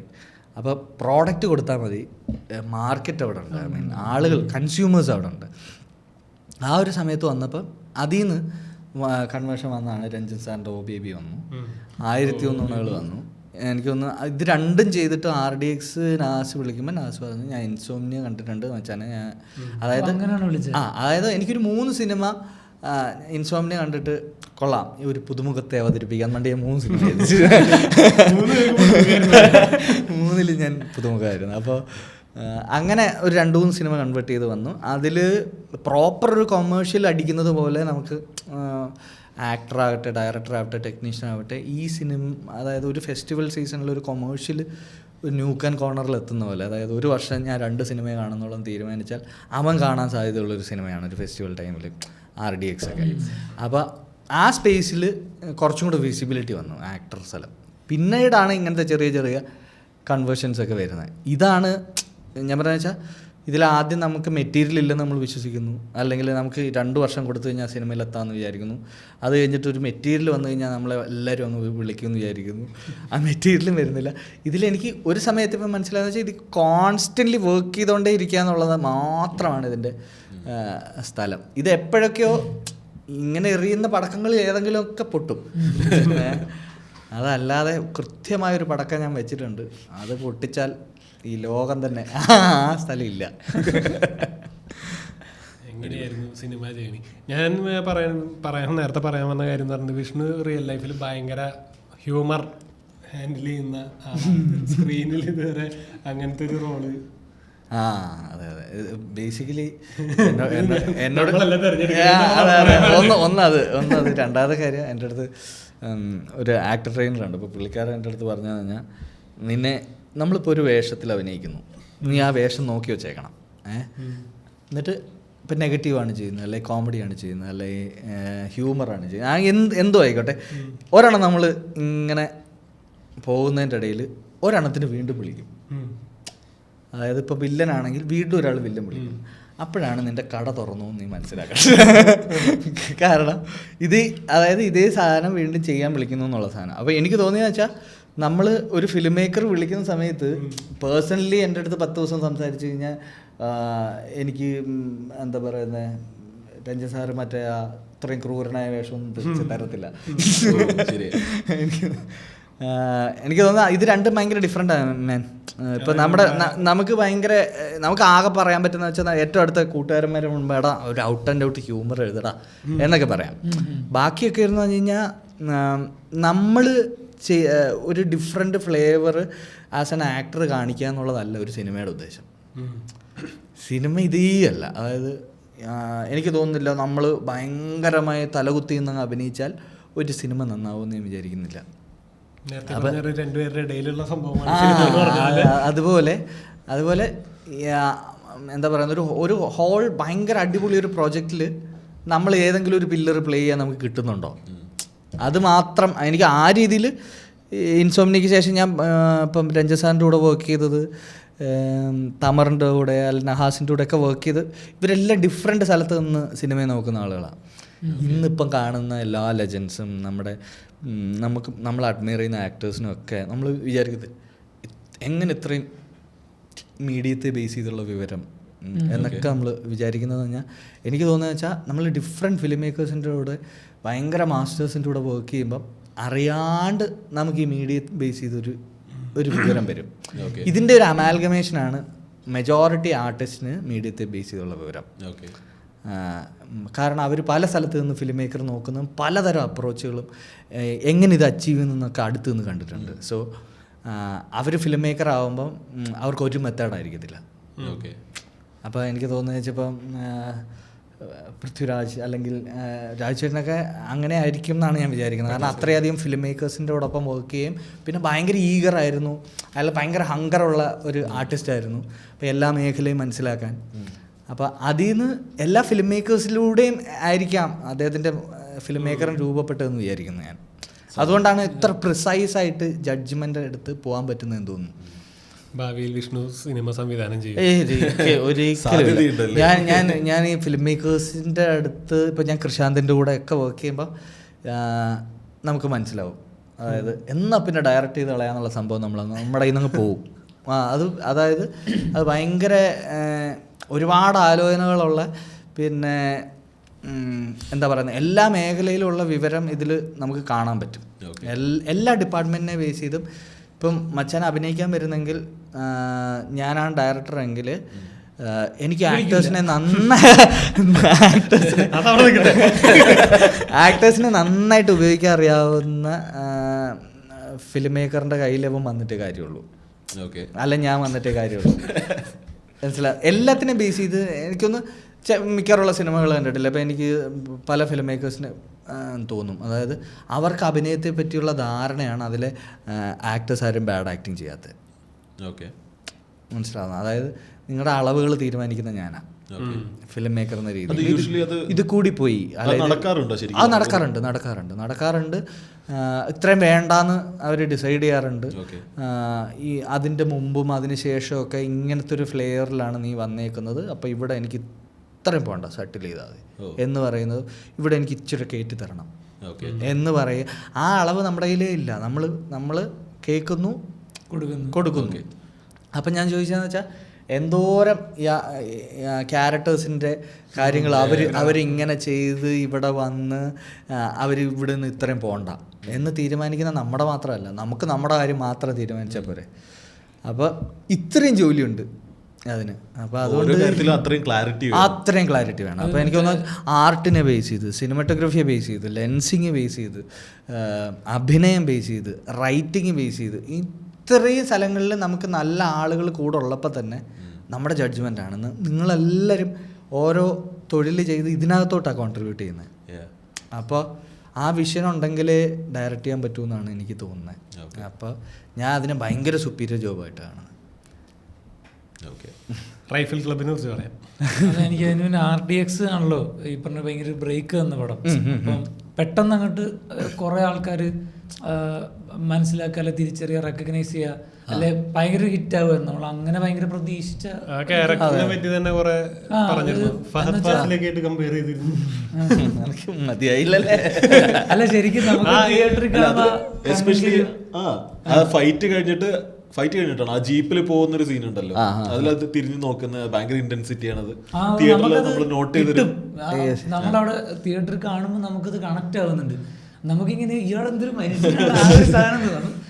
അപ്പോൾ ഞാൻ പറഞ്ഞ ആ ഒരു പെട്ടെന്ന് ആ ഒരു സാധനം കിട്ടിയപ്പോൾ, അതായത് അത്ര ഹിറ്റ് ആവും എന്നുള്ളൊരു പ്രതീക്ഷ ഉണ്ടായിരുന്നു. എനിക്കൊന്നും ഒരു ബാഡ് ഫിലിം ആവില്ല എന്ന് എനിക്ക് തോന്നിയിരുന്നു. കാരണം എന്താണെന്ന് വെച്ച് കഴിഞ്ഞാൽ നമ്മളിപ്പം ആ ഫൈനൽ ഇത് ഷൂട്ട് ചെയ്യുമ്പോഴും അല്ലെങ്കിൽ അവിടുത്തെ ക്ലൈമാക്സ് ഭാഗങ്ങളൊക്കെ ഷൂട്ട് ചെയ്യുമ്പോൾ നമുക്ക് തന്നെ അവിടെ നിന്ന് നിൽക്കുമ്പം കാണുമ്പം മറ്റേ അപ്പോൾ എനിക്ക് തോന്നുന്നു ഷെയ്ൻ തന്നെയാണ് ആ മറ്റേ ആംബുലൻസ് ഒരു സാധനത്തിൽ തട്ടി നേരെ വന്ന് കറങ്ങി കുറേ പേര് എന്നൊക്കെ പറഞ്ഞ് നമുക്ക് തന്നെ ഷൂട്ടിൻ്റെ പുറത്ത് നിന്ന് കാണുമ്പോൾ നമുക്ക് ഒരിക്കലും റിലാക്സ് ചെയ്ത് ഇങ്ങിരുന്ന് കാണാൻ പറ്റത്തില്ല. അത് ഫിലിമിൻ്റെ നമുക്കൊരു എന്തോ ഒരു തരിപ്പ് ഫീൽ ചെയ്യും. അപ്പം അങ്ങനെ ഷൂട്ട് ചെയ്യപ്പെട്ടിട്ടുണ്ട്. മീൻസ് അതുകൊണ്ട് ഹോൾ എപ്പോഴും ഫിലിം മേക്കറിനെ അറിയാവൂ, ബട്ട് സ്റ്റിൽ ഇതിൻ്റെ പാർട്സ് ഭയങ്കര നല്ലതായിരിക്കും എന്ന് തോന്നിയിട്ടുണ്ട്. ഇല്ല, അത് ആരെ പോലെയും ഇല്ല. നമുക്ക് അങ്ങനെ എനിക്ക് ഫസ്റ്റ് ഫിലിം കണ്ടിട്ട് ആരൊക്കെയോ വന്നു, എനിക്ക് ഷെയ്ക്കാണ്ട് വന്നു, ഇതൊക്കെ ആക്കി ചിലർ ഹഗ് ചെയ്തു, എനിക്കൊന്നും മനസ്സിലായില്ല. അതായത് അത് കുഴപ്പമില്ലാത്തൊരു ഫിലിമാണ് ഇത്. എന്താണ് അപ്പം ഞാൻ തലേന്ന് രാത്രി വരെ കൃഷാന്തിൻ്റെ കൂടെ ഒരു ഫിലിം വർക്ക് ചെയ്തിട്ടാണ് വരുന്നത്. അപ്പോൾ എനിക്ക് ഉറക്കക്കുറവിൻ്റെ ആയിരിക്കും ചിലപ്പം എന്ന് വിചാരിച്ചിട്ടാണ് ഞാൻ പോയി കിടന്ന് ഉറങ്ങി കുറച്ച് നേരം. എന്നിട്ടൊരു 3 മണിയൊക്കെ ആയപ്പോഴത്തേക്ക് എനിക്ക് തോന്നുന്നു ഫ്രണ്ട്സും പാർട്ട്ണറൊക്കെ വിളിച്ചിട്ട് പറഞ്ഞിടൂ ചിലപ്പോൾ താൻ രക്ഷപ്പെടാൻ സാധ്യതയുണ്ട്, എല്ലാവരും നല്ലതാണൊക്കെയാണ് പറയുന്നത്. ഞാൻ പടത്തിനെ പറ്റി ആ മൊമെന്റാണ് ചെയ്യുന്നത്. അതെ, അന്നത്തെ ദിവസം എന്നിട്ട് എനിക്ക് ഒരിക്കലും മച്ചാനെ അഭിനയിച്ചിട്ട് അടുത്തടുത്ത റിലീസിൻ്റെ അടുത്ത ദിവസങ്ങളിലോ ഒന്നും ഒരു സ്ട്രേഞ്ചർഷിപ്പിൽ നിന്ന് എന്നെ എൻജോയ് ചെയ്യാനോ അല്ലെങ്കിൽ ഇയാൾ എന്താ ചെയ്തേക്കുന്നത് നോക്കാനൊന്നും പറ്റില്ല. ഞാൻ അതിൽ ഉണ്ടാവില്ല. എന്നാൽ ബാക്കി ആക്ടേഴ്സിൻ്റെ അല്ലെങ്കിൽ വേറെ മൊമെൻറ്റ്സ് ഒക്കെ എനിക്ക് കിട്ടും. എനിക്ക് ഉറപ്പായിരുന്നു ഇത് അവിടെ ചെയ്തുകൊണ്ടിരിക്കുമ്പോൾ തന്നെ ബാബു ആൻ്റണിയുടെ അദ്ദേഹത്തിൻ്റെ എൻട്രി എന്താ പറയുന്നത് തിയേറ്റർ ഒന്ന് കിടുങ്ങും എന്ന് എനിക്ക് തോന്നിയായിരുന്നു. കാരണം നമ്മൾ അത്രയ്ക്ക് കാലഘട്ടത്തിൻ്റെ നൊസ്റ്റാൾജി ഉണ്ട് ആ ഒരു ആക്ടറിൽ. അപ്പോൾ അത് വർക്കാവുമെന്ന് തന്നെ എനിക്ക് അന്നത്തെ സമയത്ത് തന്നെ തോന്നിയിട്ടുണ്ട്. അപ്പോൾ ഇതൊക്കെ എന്ന് പറഞ്ഞാൽ എനിക്ക് അന്ന് വൈകുന്നേരം ഫ്രണ്ട്സുമായിട്ട് പോയി ഇരുന്ന് കണ്ടപ്പോൾ എന്നിട്ട് ഞാൻ ഭയങ്കര ക്രിട്ടിക്കുകളൊക്കെ അല്ലേ, അതായത് മച്ചാന്മാരോട് ഇപ്പോൾ ചോദിച്ചു കഴിഞ്ഞാൽ പക്ഷേ ഭയങ്കര മര്യാദയുള്ള ക്രിട്ടിക്കുകളില്ലേ. അതായത് നമ്മളിപ്പോൾ കുറേ കാലം കൂടി ഇരുന്നൊരു സിനിമ എടുത്തു എന്നിട്ട് ഇറങ്ങിക്കഴിഞ്ഞ ഉടനെ നേരെ എടാ അത് ശരിയായില്ല ഇത് ശരിയായില്ല എന്നൊന്നും പറയത്തില്ല. ഇപ്പം നീ ബേസിക്കലി ഇതിൻ്റെ ഒരു വേവ് ഒക്കെ എൻജോയ് ചെയ്യും, നമുക്കൊരു 2 വീക്ക് കഴിഞ്ഞിട്ട് പറയാം എന്ന് പറയുന്ന കൂട്ടുകാരുണ്ട്. അപ്പം അവന്മാരൊക്കെ വന്നിട്ട് അപ്രീഷിയേറ്റ് ചെയ്ത് അപ്പം എനിക്ക് ഇത് വലിയ കുഴപ്പമില്ല, ഇതെന്തോ ആർഡിഎക്സിന് ശേഷം റിലീസായ പ്രോജക്റ്റ് ഏതായിരുന്നു? ഓ ബേബി ആണ്. യെസ്, ഐ മീൻ അല്ല, OBB അതിന് മുമ്പ് റിലീസായതാണ്. ആർഡിഎക്സിന് മുന്നെയാണ് OBB. അതെ അതെ അതെ, ജാൻ ജാനല്ല, ജൂണിലായിരുന്നു. എന്നിട്ടത് എനിക്കൊന്ന് ആമസോണിലേക്കൊക്കെ വരുന്നത് അതിന് ശേഷം, അതിന് ശേഷമാണ് വരുന്നത്. കഴിഞ്ഞ ദിവസം കൂടി ആ പടത്തിനെ പറ്റി പറയായിരുന്നു. ഭയങ്കര രസമുള്ള പടം. എനിക്ക് ഭയങ്കര പേഴ്സണലി നമുക്ക് എന്താ പറയുന്നത്, ഒരു 10 വർഷം പിന്നെ തിയേറ്റർ വാച്ച് അത് ഭയങ്കര രസമായിരുന്നു. കാരണം അതിന്റെ സൗണ്ടിങ്ങിനാണ് ഇത്തവണത്തെ സ്റ്റേറ്റ് അവാർഡ് കിട്ടിയ അതിന്റെ സൗണ്ട് ഡിസൈൻ ആയിരുന്നു. അപ്പം അവൻ ഫസ്റ്റ് ചെയ്യുന്നതാണ്, ബട്ട് ഭയങ്കര പാഷനേറ്റ് ആണ്. അപ്പോൾ എനിക്ക് ഹോൾ കാട് അല്ലെ മഴ, ബേസിക്കലി ഈ സ്കെയിലപ്പ് മാത്രമല്ലല്ലോ ഈ തിയേറ്റർ എക്സ്പീരിയൻസ്. ഇപ്പോൾ ഒരു കാട്, ആ കാടെന്ന് പറഞ്ഞാൽ ഒരു ടെറൈൻ നമുക്ക് കാണിച്ചിട്ട് ആ ടെറൈൻ നമുക്ക് ഫീൽ ചെയ്യുന്നതും നമ്മൾ ഒരു ടെറൈൻ്റെ പടം കണ്ടുകൊണ്ടിരിക്കുകയാണെന്ന് തോന്നുന്നതും രണ്ടാ. അപ്പോൾ എനിക്ക് ഭയങ്കര പേഴ്സണൽ ഫേവറേറ്റ് ഫിലിമാണ് OBB. കാരണം അതിൻ്റെ ആ വേൾഡിലൊരു മായവും ഇല്ല, എല്ലാം അങ്ങനെ തന്നെ പോയി കഷ്ടപ്പെട്ട് ഷൂട്ട് ചെയ്തേക്കുന്ന. ഇതില് ആ പടത്തില് ആ പടം കാണുമ്പോൾ ഈ ഓ ബേബി എന്നുള്ള പേരിന്റെ ഒരു ആ പേര് അങ്ങനെയാണല്ലോ. പക്ഷെ ശരിക്കും ഓ ബേബി എന്നുള്ള പേര് ആ പടത്തിന് ഒരു ബാധ്യതയായ പോലെ എനിക്ക് ഫീൽ ചെയ്തു. എന്താന്ന് വെച്ചാൽ അതൊരു നമുക്ക് ഓ ബേബി എന്നുള്ള സാധനം കേൾക്കുമ്പോ ഒരു യോ ഫീലാണ് വരുന്നത്. ബട്ട് എന്താ കാര്യം എന്ന് വെച്ചാൽ, ഞാൻ സാറിനോട് ചോദിച്ചിരുന്നു, സാർ എന്തുകൊണ്ടാണ് ഓ ബേബി എന്നുള്ള സാധനത്തിൽ പുള്ളി 0 ബേബി എന്നാണ്. അപ്പോൾ അങ്ങനെ ഒരു മീനിങ് ഉണ്ട് പുള്ളിയുടെ കോൺസെപ്റ്റിൽ. അപ്പോൾ 0 വില കുറഞ്ഞ ബേബി, 0 ബേബി, 0 നിന്നും അതിൻ്റെ മുകളിലേക്ക് ഒരു വില ഉണ്ടാക്കുന്നതാണ് പടം എന്നാണ് പുള്ളിയുടെ ഇതിൽ. ആ ആംഗിളിൽ നിന്ന് നോക്കിക്കഴിഞ്ഞ് കഴിഞ്ഞാൽ അടിപൊളി തോന്നാം. ബാക്കിയൊക്കെ കൊമേഴ്ഷ്യൽ സ്ഥലങ്ങളിൽ നിന്നുള്ള അങ്ങനത്തെ ഒക്കെ കുറെ പേര് ചിലപ്പോൾ പേരുണ്ടത് അങ്ങനെയൊക്കെ അത് ഭയങ്കര നല്ല തിയേറ്റർ എക്സ്പീരിയൻസ് ആയിരുന്നു എനിക്ക്. ഐ മീൻ അപ്പാർട്ട് ഫ്രം നമ്മുടെ ആക്ടിങ് എന്നൊക്കെ പറയുന്ന സ്ഥലങ്ങൾ എനിക്ക് തോന്നുന്നു അതിൽ ഫൈറ്റൊക്കെ എന്ന് പറഞ്ഞു കഴിഞ്ഞാൽ പോത്തണ്ണൊക്കെ ഇങ്ങനെ ഉരുണ്ട് ഒരു പാറയുടെ മുകളിൽ നിന്നൊക്കെ ജസ്റ്റ് വീണിട്ടൊക്കെ ഉണ്ട് അതിൽ. അപ്പോൾ അതിപ്പോൾ കാണുമ്പോൾ നമുക്ക്, ഇപ്പം ഞാനൊക്കെ അവിടെ മറ്റേ തെറ്റുന്ന പാറയിലൊക്കെ നിന്ന് ഫൈറ്റ് ചെയ്തിട്ടുണ്ട്. ഇപ്പം പറഞ്ഞു കഴിഞ്ഞാൽ ഞാൻ എന്താ ചെയ്തതെന്ന് നോക്കിയാൽ ഒരു നമുക്ക് പേടിയാവും. അതെ അതെ അതെ, അധികം ആവേശം പാടില്ല എന്നാണ് പോത്തണ്ണ എന്നോട് പറഞ്ഞത്. അപ്പോൾ എങ്ങനെയാണ് റൈഫിൾ ക്ലബിലോട്ട് എത്തുന്നത്? റൈഫിൾ ക്ലബ് എനിക്ക് അതിന് ശേഷം കുറച്ചും കൂടെ നമ്മൾ ഭയങ്കര അടി അതിൻ്റെ ആളാന്നുള്ളൊരു കോൺസെപ്റ്റിലാണ് RDX കഴിഞ്ഞിട്ട് ഇപ്പോൾ 4 ഫൈറ്റ് ഉണ്ട്, ചെറിയൊരു സീനുണ്ടെന്നൊക്കെ പറഞ്ഞ് വിളിക്കാം. അപ്പോൾ അതായത് മാക്സിമം ഫൈറ്റ് ചെയ്യുന്നതോ അല്ലെങ്കിൽ ടോക്സിസിറ്റി പ്ലേ ചെയ്യാനുള്ള സ്ഥലങ്ങളൊക്കെ ആയിരുന്നു വിളിച്ചത്. അപ്പം വിച്ച് ഞാൻ ഇനിയും ചെയ്യും. അങ്ങനെ ഷോപ്പ് ഓപ്പൺ ആണ്. അപ്പോൾ കട തുറന്നു. അങ്ങനെ ഞാൻ ആ സമയത്ത് ആലോചിച്ചതെന്ന് വെച്ചാൽ ഒരു നല്ല ഫിലിം മേക്കറിൻ്റെ അടുത്ത് ഒരു കോള് ഞാൻ ഭയങ്കരമായിട്ട് വെയിറ്റ് ചെയ്തു. ബട്ട് സ്റ്റിൽ അതിന് അൺസർട്ടനിറ്റി ഉണ്ട്. പക്ഷെ നമുക്ക് മറ്റേ വെയിറ്റ് ചെയ്ത് നല്ല എക്സ്പീരിയൻസ് ആണല്ലോ. അപ്പോൾ ധൃതി പോയല്ലോ. അപ്പോൾ അതിൽ നിന്ന് എനിക്കൊന്ന് ഞാൻ കൃഷാന്തിൻ്റെ കൂടെ വർക്ക് ചെയ്തു, ഒരു സീരീസ് വർക്ക് ചെയ്തു, ഒരു ഫിലിം വർക്ക് ചെയ്തായിരുന്നു ആ സമയത്ത് RDXൻ്റെ ടൈമിൽ. അപ്പോൾ എന്തിലെങ്കിലും നമ്മൾ വർക്ക് ചെയ്യുന്നുണ്ട് ചിലപ്പം. അപ്പോൾ ആ സമയത്താണ് എനിക്ക് ആഷിഖേട്ടൻ്റെ അവിടുന്ന് ഒരു ദിവസം ഫ്ലാറ്റിലോട്ട് വരാൻ പറഞ്ഞ്. അപ്പോൾ അന്ന് ദിലീഷ് ചേട്ടൻ ഒക്കെ ഉണ്ട്. അപ്പോൾ അവർ ബേസിക്കലി ഇതാണ് ഒരു വേൾഡ്, ഇതാണ് ക്യാരക്ടറിൻ്റെ പേര്, ഇതാണ് ഇയാളുടെ ഒരു ബേസിക് ഫിലോസഫി, ബാക്കി ആ വിൻഡോയിൽ വേറെ വല്ല വർക്കും ഉണ്ടോ, ഇല്ലെങ്കിൽ നമുക്ക് ഇത് മൂവ് ചെയ്യാം, എന്താണ് വാട്ട്സ് യുവർ ഒപ്പീനിയൻ എന്നുള്ള കാര്യം ചോദിച്ചു. ഞാൻ പറഞ്ഞതെന്ന് വെച്ചാൽ ഭയങ്കര മാസ്റ്റേഴ്സും ലെജൻസും ഒക്കെ ആയിരിക്കുമ്പോൾ തന്നെ ബേസിക് ആ ഹ്യൂമൻ ഒപ്പീനിയൻ റെസ്പെക്റ്റ് അല്ലേ, അത് ഭയങ്കരമായിട്ട് എന്താ പറയുക ഉടനീളം ഹോൾ പ്രൊജക്റ്റ് ഉടനീളം ഭയങ്കര രസമായിട്ട് നല്ല ഹ്യൂമൻ ഡൈനാമിക്സ് ആണ് അവർ പ്രൊവൈഡ് ചെയ്യുന്നത്. അത് ഭയങ്കര ഗുഡായിരുന്നു. എന്നെ സംബന്ധിച്ച് എനിക്ക് ഞാൻ ഭയങ്കര ഹൈയിലായിരുന്നു. അതായത് പടമൊക്കെ കഴിഞ്ഞ് വീട്ടിലൊക്കെ വരുമ്പോഴത്തേക്ക് പ്രോപ്പർ നമ്മൾ കോളേജ് ഫെയർവെല്ലൊക്കെ കഴിഞ്ഞിട്ട് ഒരു ഉത്സവ പിറ്റേന്ന് മൂടില്ലേ, അത് എന്താ ഒന്നുമില്ലടാ ഒരു മൂഡില്ല എന്ന് പറയുന്ന ഒരു സ്ഥലം സംഭവിച്ചിരുന്നു. കാരണം അവിടെ ഭയങ്കര രസമുള്ള വേൾഡായിരുന്നു. എല്ലാവരും തമ്മിലും ഒക്കെ നമുക്ക് ഈ ഷൂട്ടിലെങ്ങനെ റിഹേഴ്സൽസും കാര്യങ്ങളും അങ്ങനെയൊക്കെ ഉണ്ടാവും. ദിലീഷേട്ടൻ്റെ പ്രോസസ്സ് അത് അങ്ങനെയാണ്. ദിലീഷേട്ടൻ്റെ കൂടെ ഇപ്പോൾ ഞാൻ OBBയും ഇതും അല്ല അഭിനയിക്കുന്നുള്ളൂ. പ്രോപ്പർ ആക്ടർ നമുക്ക് പുള്ളിയിലൊരു ഫിലിം മേക്കറിനെ കാണാനേ പറ്റില്ല. ആക്ട് ചെയ്യുന്ന അതിന് തൊട്ട് മുമ്പൊക്കെ OBBയുടെ ടൈമിലൊക്കെ അങ്ങോട്ടും ഇങ്ങോട്ടും ഇങ്ങനെ നടന്നത് ഇങ്ങനെ പറഞ്ഞൊക്കെ നോക്കി ഇങ്ങനെയൊക്കെ ആക്കി ഭയങ്കര ആ പ്രോസസ്സിലാണ്. ഫിലിം മേക്കർ ആകുമ്പോൾ ഇതിങ്ങനെ ആയിരിക്കും വെക്കുന്നത്, അത് അങ്ങനെ ആയിരിക്കും വെക്കുന്നത്, ഇതിങ്ങനെ ആയിരിക്കും ഇമോട്ട് ചെയ്യേണ്ടത്, അങ്ങനത്തെ സാധനമൊന്നും ഇല്ലാതെ ആ ആക്ടർ പേടിയില്ലേ അതുണ്ട്. അപ്പം ഞാൻ പറഞ്ഞ വെച്ചാൽ നമ്മുടെ പേടി ഈസ് നോട്ട് ബാഡറാ, കുഴപ്പമില്ല.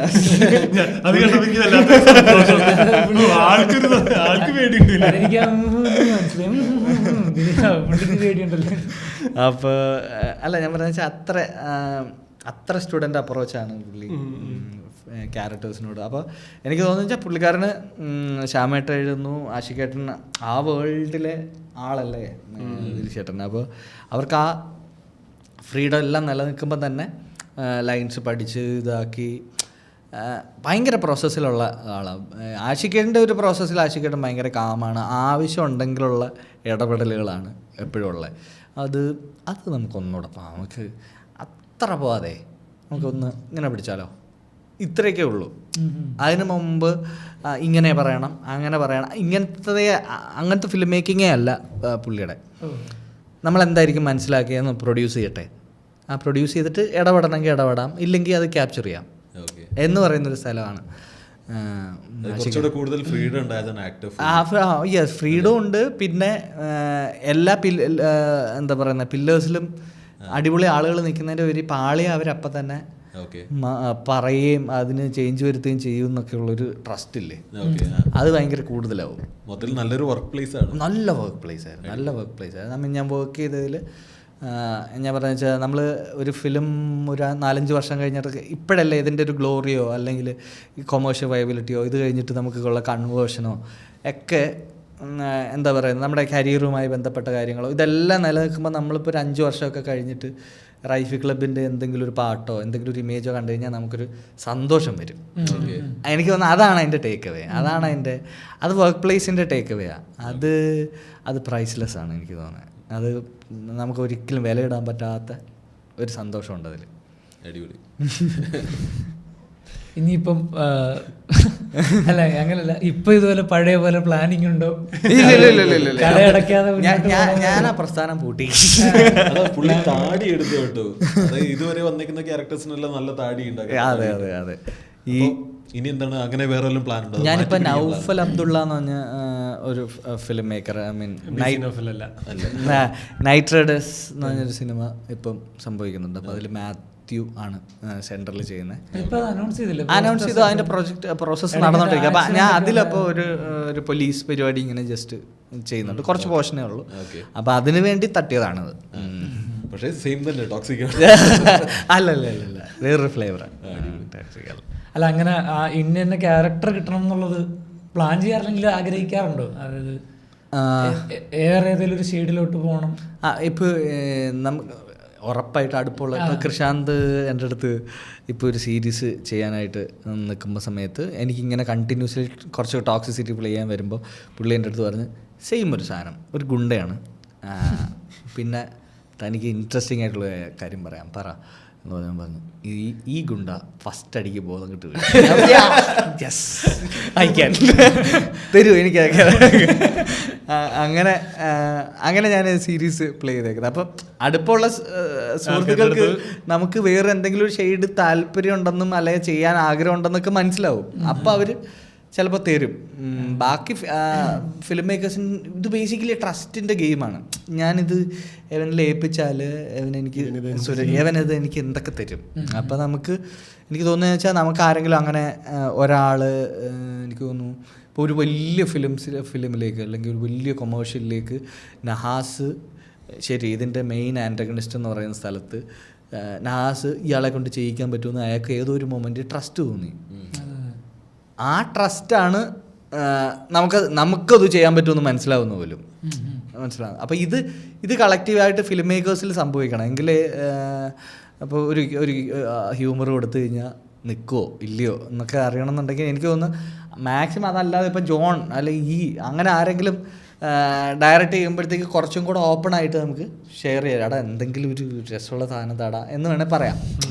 അതിന് മുകളിലേക്ക് നമുക്ക് വരുന്ന കോളിൽ നമുക്ക് എസ്പെഷ്യലി ഇവിടെ എസ്റ്റാബ്ലിഷ്ഡ് ആയിട്ട് നിൽക്കുന്ന ഒരുപാട് വർക്ക് ചെയ്ത് നമുക്ക് ഭയങ്കര റെസ്പെക്റ്റുള്ള മനുഷ്യരെ വിളിക്കുമ്പോൾ നമുക്ക് പോയിട്ട് ഇത് കേട്ടിട്ട് അതിൻ്റെ ഭാഗമാകാൻ തോന്നുന്നെങ്കിൽ ആകുക.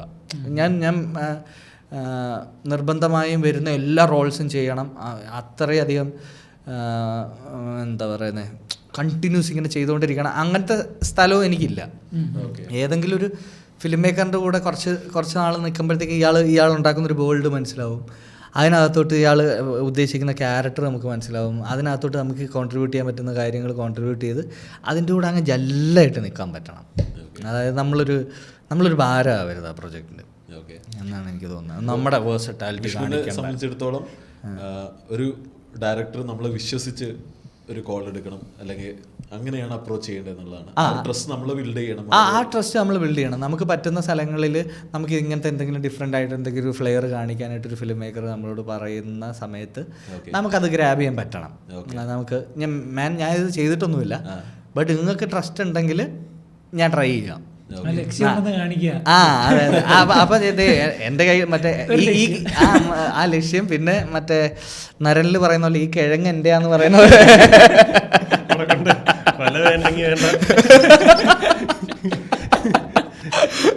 അപ്പോ ഏതെങ്കിലും ഒരു പ്രോജക്റ്റ് ഇഷ്ടപ്പെടാണ്ട് വേണ്ടാന്ന് വെച്ചിട്ടുണ്ടോ? അത് പറഞ്ഞാൽ പെടുന്നല്ലേ? അത് പറഞ്ഞാൽ പെടുന്നതിനേക്കാളും കൂടുതൽ അല്ല, പ്രൊജക്ടിന്റെ പേരിനേക്കാളും കൂടുതൽ എനിക്ക് അല്ലാതെ കൊടുക്കാറുന്നില്ലെന്ന്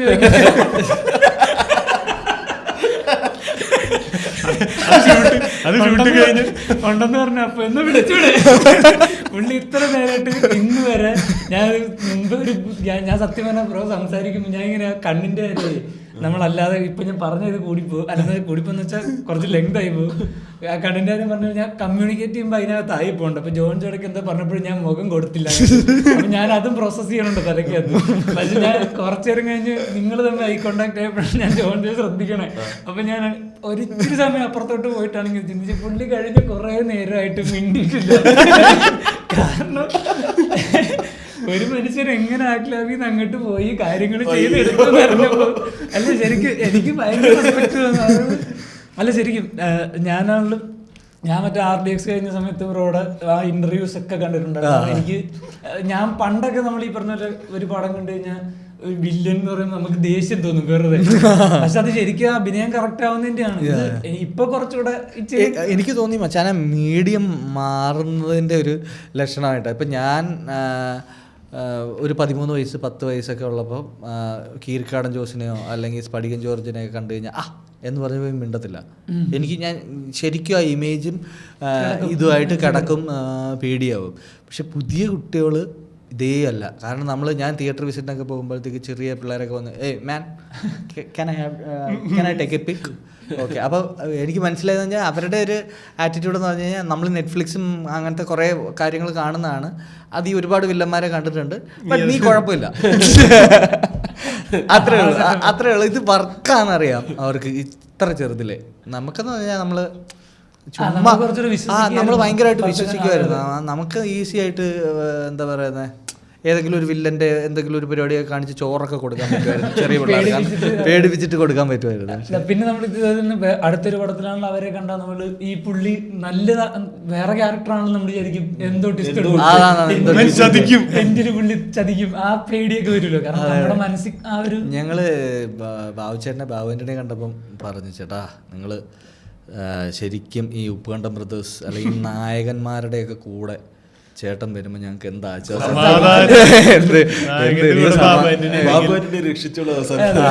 കുഴപ്പമില്ല, എന്ത് പ്രശ്നം വന്നാലും അവസാനം പുള്ളി ഇറങ്ങും എന്ന് പറയുന്നത്. നമ്മള് ചിലപ്പോ ആ ഒരു സാധനം മനസ്സിൽ കിടക്കണം. നമുക്ക് RDX കാണുമ്പോഴും എന്തെങ്കിലും അല്ല അതാ ശരിക്കും ആ പ്രതീക്ഷ മീറ്റ് ചെയ്യുന്നുണ്ടോ ഭയങ്കര ഒരു ഇമ്പാക്ട് പുള്ളി ആ പോയിന്റിൽ കറക്റ്റ് ഇറക്കണേ. അല്ല ഞാൻ പറഞ്ഞ അല്ല ശരി, ഞാൻ അതിനിടെ പറഞ്ഞു എന്നുള്ളത് കംപ്ലീറ്റ് ചെയ്യാൻ നിർത്താം. ശരിക്കും ഇപ്പൊ കുറച്ചുകൂടി 2.5 മണിക്കൂർ പടം കണ്ടു കഴിയുമ്പോൾ നമുക്ക് അവരെ ആക്ടേഴ്സ് ആയിട്ട് അവർ നന്നായിട്ട് ചെയ്തുകൊണ്ടാണ് നമുക്ക് ദേഷ്യം തോന്നുന്നത് എന്നൊക്കെയുള്ള സാധനം മനസ്സിലാക്കാറുണ്ട്. അപ്പൊ ഞാൻ ഇന്റർവ്യൂസ് ഒക്കെ ഫോളോ ചെയ്യുമായിരുന്നു. അപ്പോൾ ഞാനിതുപോലെ അപ്പം ഈ പറഞ്ഞ നിങ്ങൾ ഭയങ്കര ഗ്രൂപ്പായിട്ടുള്ള ഇന്റർവ്യൂസ് ആണ് കൊടുത്തോണ്ടിരുന്നത്. മറ്റേ അതിൻ്റെ അകത്ത് ഫുൾ സെറ്റ് ടീമായിട്ട് 7 പേരുടെയൊക്കെ മറ്റൊരു തമിഴ് ആക്ടറൊക്കെ ഉണ്ട്, പുള്ളിയും എല്ലാവരും കൂടെ ഉള്ളത്. അതിനിടയ്ക്ക് ഭയങ്കര വിഷനുള്ളൊരു അല്ലെങ്കിൽ ഭയങ്കര ഗൗരവമായിട്ട് സംസാരിക്കണത് ബ്രോ ആയിരുന്നു. അല്ല ശരിക്കും. അപ്പൊ ഞാൻ അപ്പോഴാണ് ഞാനത് മാറ്റിയത്. അതല്ല അല്ല ഭയങ്കര എന്തോ സംസാരിക്കും നമ്മൾ. സത്യം പറഞ്ഞാൽ ഈ പറഞ്ഞ എനിക്ക് പെട്ടെന്ന് ഞാൻ ഈ പറഞ്ഞ പോലെ പറയുമ്പോഴാണ് എനിക്ക് കിരൺ ടിവിയില് ജോൺ ചേട്ടൻ പറഞ്ഞിട്ടുള്ളപ്പോഴാണ് എനിക്ക് മനസ്സിലായിട്ടുള്ള ഈ പുള്ളിയായിരുന്നു അത് എന്നുള്ള സാധനം ഓർത്തെടുക്കണം. അല്ലെങ്കിൽ എനിക്ക് പെട്ടെന്ന് RDXിലാണ് ഞാൻ ബ്രോയെ എനിക്ക് ആ ഒരു പെട്ടെന്ന് ഞാൻ അക്സെപ്റ്റ് ചെയ്യണം. പക്ഷെ ഇയാൾ ഇന്റർവ്യൂവിൽ ഇത് സംസാരിക്കുമ്പോഴാണ് നമുക്ക് ഓക്കെ. പക്ഷെ നമുക്ക് ഇപ്പൊ പേഴ്സണലി ഇപ്പൊ ഇരുന്ന് സംസാരിക്കുമ്പോഴാണ് ഈ ഒരു സ്ട്രഗിൾ ഇത്രയും.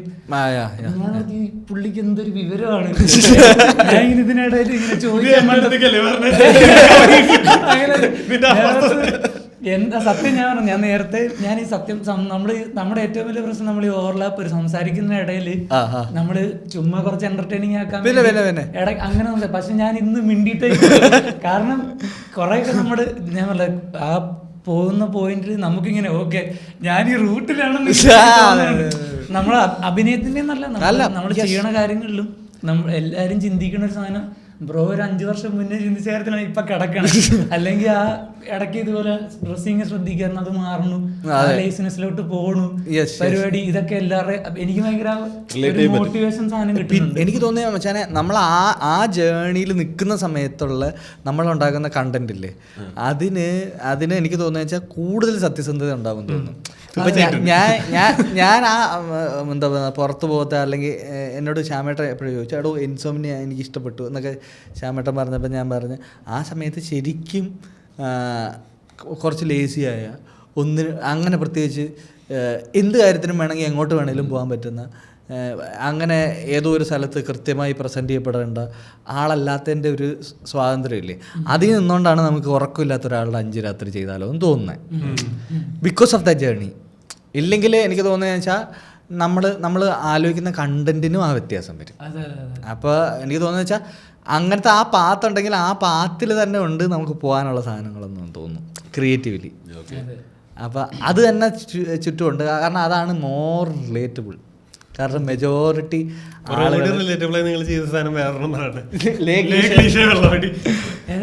ലേക്ക് ലീഷ വെള്ളോടി എന്ന് പറഞ്ഞൊരു സംഭവം ചെയ്തിട്ടുണ്ട്. അപ്പോൾ അതിൻ്റെ സ്ഥലം എന്ന് പറഞ്ഞു കഴിഞ്ഞാൽ മിക്കവാറുള്ളവരൊക്കെ എന്നെ എൻ്റെ സുഹൃത്തുക്കളെയൊക്കെ അവിടെ അറിയാവുന്ന മിലിറ്ററിക്കാരാരെങ്കിലും ഉണ്ടോ, എവിടെയെങ്കിലും കുപ്പി കിട്ടുമോ എന്നൊക്കെ ചോദിച്ച് വിളിക്കുന്നുണ്ട്. ഞാൻ ഇവന്മാരെയൊക്കെ മീറ്റ് ചെയ്യുമ്പോൾ ഞാൻ ഇങ്ങനെ പറയുന്നുണ്ട്, എടാ ഇപ്പം എല്ലാവർക്കും ഒരു കുപ്പി ഇട്ടാതെ വിഷമിച്ചിരിക്കുക, നിനക്കും ആ വിഷമമില്ലേ ഉണ്ട്, നമുക്കെന്നാ കട്ടൻ ചായയൊക്കെ ഒഴിച്ച് നമുക്ക് ഇതിൻ്റെ ഒരു കണ്ടന്റ് ചെയ്താലോ. ആ കോവിഡിൻ്റെ സമയത്ത് ഒരു ഫ്രണ്ടിൻ്റെ വീട്ടിലായിരുന്നു. അവിടെ പോയി ഒരു ദിവസം കംപ്ലീറ്റ് റൈറ്റിംഗ് ഒക്കെ കഴിഞ്ഞിട്ട് നമ്മൾ എല്ലാവരും റിഹേഴ്സ് ചെയ്യും. റിഹേഴ്സ് ചെയ്തിട്ട് അത് വേണ്ട ഇത് വേണ്ട എന്നൊക്കെ പറഞ്ഞിട്ട് പിറ്റേന്ന് ക്യാമറ കൊണ്ടുവന്നിട്ട് ഒറ്റ സ്ട്രെച്ച് ഷൂട്ട് ചെയ്യുന്നതാണ് അത്. അപ്പോൾ കുപ്പി കിട്ടാത്തതിൻ്റെ വിഷമമായിരുന്നു എല്ലാവരുടെയും.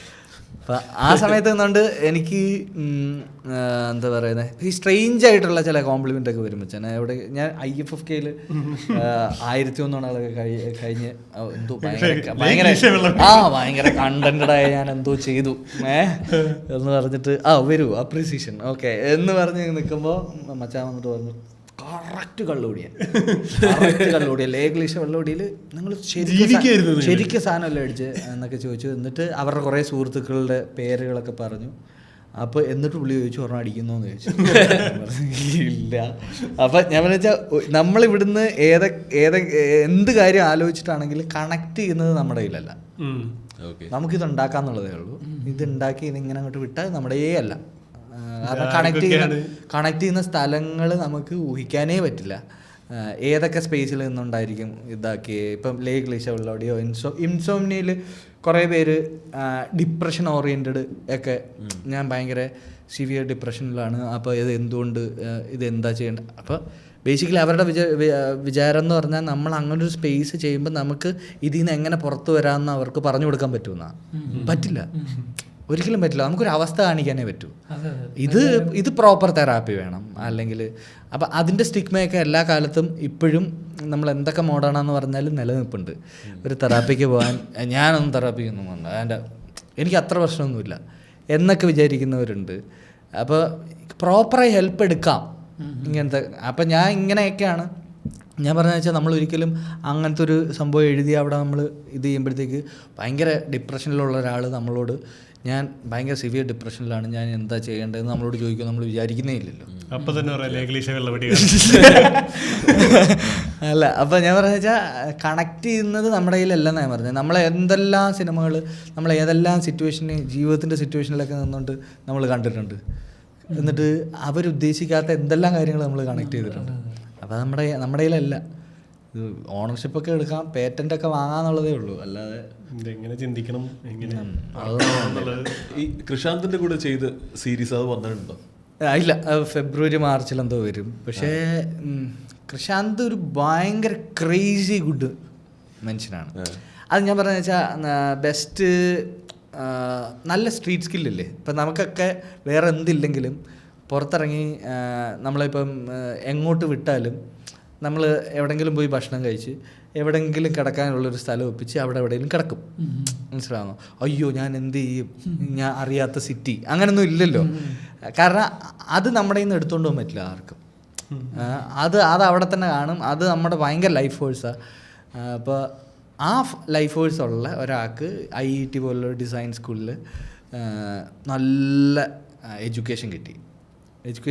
ഭയങ്കര വിഷണറിയാണ്, ഭയങ്കര സത്യസന്ധതയുണ്ട് പ്രോസസ്സിനോട്. അപ്പം ഇതിൻ്റെ മിക്സ് ഉണ്ടായതിൻ്റെ പേരിൽ അയാളുടെ കൂടെ വർക്ക് ചെയ്യുമ്പോൾ എല്ലാ മനുഷ്യരും സ്മൂത്തായിരിക്കും. ഓക്കെ, മനസ്സിലാവുന്നോ?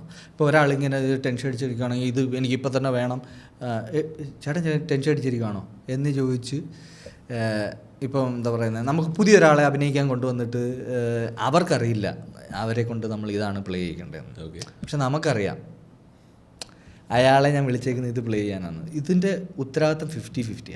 ഓക്കെ, അല്ല നമുക്ക് ഒരാളെ ഇങ്ങനെ എഴുതി കൊടുത്തിട്ട് അയാളെ ഞാൻ അങ്ങനെ അഭിനയിക്കുന്നില്ല, അല്ല ചേട്ടൻ വാ എന്ന് പറഞ്ഞിട്ട് വിളിച്ചിട്ട് ഇയാൾ വർക്കാവുന്നില്ലല്ലോ എന്ന് പറഞ്ഞാൽ ഞാൻ വർക്കായില്ലെന്ന് അതിൻ്റെ അർത്ഥം. ഞാൻ പറഞ്ഞ ഫിലിം മേക്കറിൻ്റെ സ്ഥലത്ത്.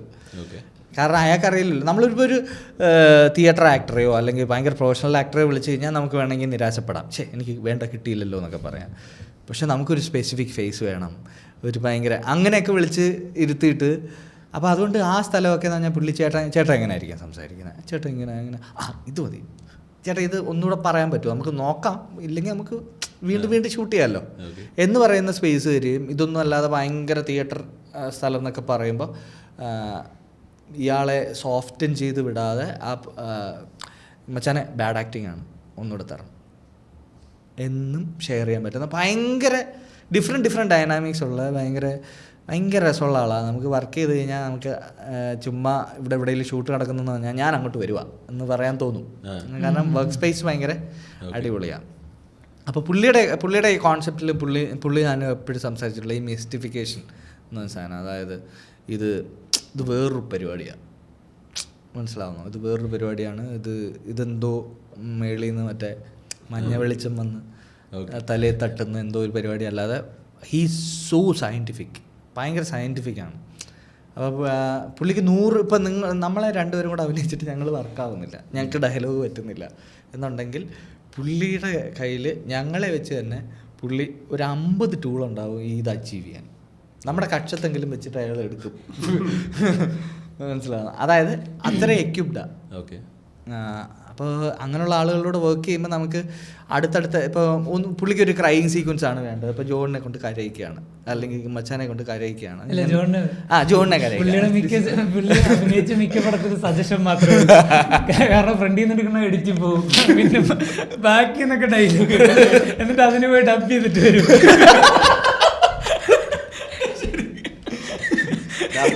ഡബിങ് പക്ഷെ കറക്റ്റ് ആയിരിക്കും, ലിപ്സിംഗ്. അല്ലേ അതെവിടെയായിരുന്നു, കോഴിക്കോട് എങ്ങാണ്ട് ഇവിടുന്ന് ട്രെയിൻ അല്ല മറ്റേ പടത്തിന്റെ ഡബിങ് എവിടെയായിരുന്നു, മറ്റേ കൊച്ചിയിലായിരുന്നു. ഇവിടുന്ന് പോയി അതിന് തൃശ്ശൂരിൽ നിന്ന് വന്നു, തൃശ്ശൂരിൽ നിന്ന് ഇവിടെ വന്ന് അറ്റൻഡ് ചെയ്ത് ഡബിങ് ഉണ്ടെന്ന് പറഞ്ഞിട്ട് പോയിട്ട് എന്തായിരുന്നു ഡയലോഗ് ഫക്ക് യു. അത് അവിടുത്തെ ആർക്കെങ്കിലും പറഞ്ഞാൽ പോരെ. മധുരന്നാണോ വന്നത് അതിന് വേണ്ടിയിട്ട്? അല്ല, അത് അതില് തലയില്ല, ബാക്കിന്നാണ് ഫുള്ള് കാണിച്ചേക്കുന്നത്. ഞാൻ മടങ്ങണ്ട കാണാൻ തോന്നുന്നുണ്ടേ. എന്നിട്ട് തിരിച്ചു എന്റെ വണ്ടി ഇടിച്ചു. അല്ല, മറ്റേ ഡബിങ് സ്റ്റുഡിയോയിലെ ആളായിരുന്നു സമയം കളയോ. ഇയാൾ ഇറങ്ങി പറകെ പുള്ളി കാറെടുത്ത് ഇടിപ്പിക്കും. എന്റെ 2-3 കാര്യങ്ങൾ അയച്ചു തരണം കേട്ടോ. അയ്യോ, RDX മറ്റേ ലോറി കയറ്റിക്കില്ലേ, ആരൊക്കെ മുന്നേക്ക് ജോൺ ജോ വിളിച്ചോണ്ട് പറഞ്ഞ സെലിബ്രിറ്റീസ് ജോൺ ജോയുടെ അല്ലേ നിങ്ങൾ തമ്മിലുള്ള ആത്മബന്ധം എസ്റ്റാബ്ലിഷ് ചെയ്യാൻ ഇപ്പൊ തന്നെ ചെയ്യാം. എന്നാ തുടങ്ങ. അത് വെടിവാക്കി പുള്ളിയെ പറ്റി വന്നിട്ടുണ്ട് പൊക്കി പറയണ. ഇല്ല, ഞാൻ പറഞ്ഞ സമയത്ത് ആയിരുന്നു വിഷ്ണു അവിടെ ജോയിൻ ചെയ്യണേ. അത് കഴിഞ്ഞ് നമ്മൾ ആ ഒരു സമയത്ത് ആ ഒരു സിനിമ ഉണ്ടായിരുന്നു മാനസാന്തരപ്പെട്ട SD-യുടെ അതിന്റെ വർക്ക്ഷോപ്പിന്റെ സമയത്താണ് നമ്മൾ ഒരുമിച്ച് കുറച്ച് ഇങ്ങനെ കലേഷേട്ടനെ കേട്ട് വിഷ്ണു ചെയ്തൊരു കിട്ടുന്ന സാധനം ഉണ്ടായിരുന്നു, മറ്റേ ഫ്ലൈറ്റിലത്തെ ഒരു സാധനം ഉണ്ടായിരുന്നു. അതെ അതെ, സംസാരിക്കാൻ പാടില്ല, എന്നിട്ട് ശരിക്കും ചിരിപ്പിക്കണം, അങ്ങനത്തെ എന്തോ ഒരു പരിപാടി ഉണ്ട്. അപ്പോൾ അതൊക്കെ ചെയ്തു. അപ്പോൾ ആ സമയത്ത് എന്താ കാര്യം വെച്ച് കഴിഞ്ഞാൽ ഇവര് ഓൾറെഡി ഒരു ഫിലിമിൽ കാസ്റ്റഡായി. അപ്പൊ അതിന് തൊട്ട് മുമ്പ് മിനുക്ക് പണിയല്ലേ, ഒന്നുകൂടെ ഒന്ന് വാമപ്പ് ചെയ്തേക്കാം, ആ മൂഡിലാണ്. അപ്പൊ ഞങ്ങളൊക്കെ എന്ന് പറഞ്ഞു കഴിഞ്ഞാൽ കയറിയതേ ഉള്ളൂ. ഇനി എന്നാണോ എന്തോ ജോണേട്ടനെ പോലെ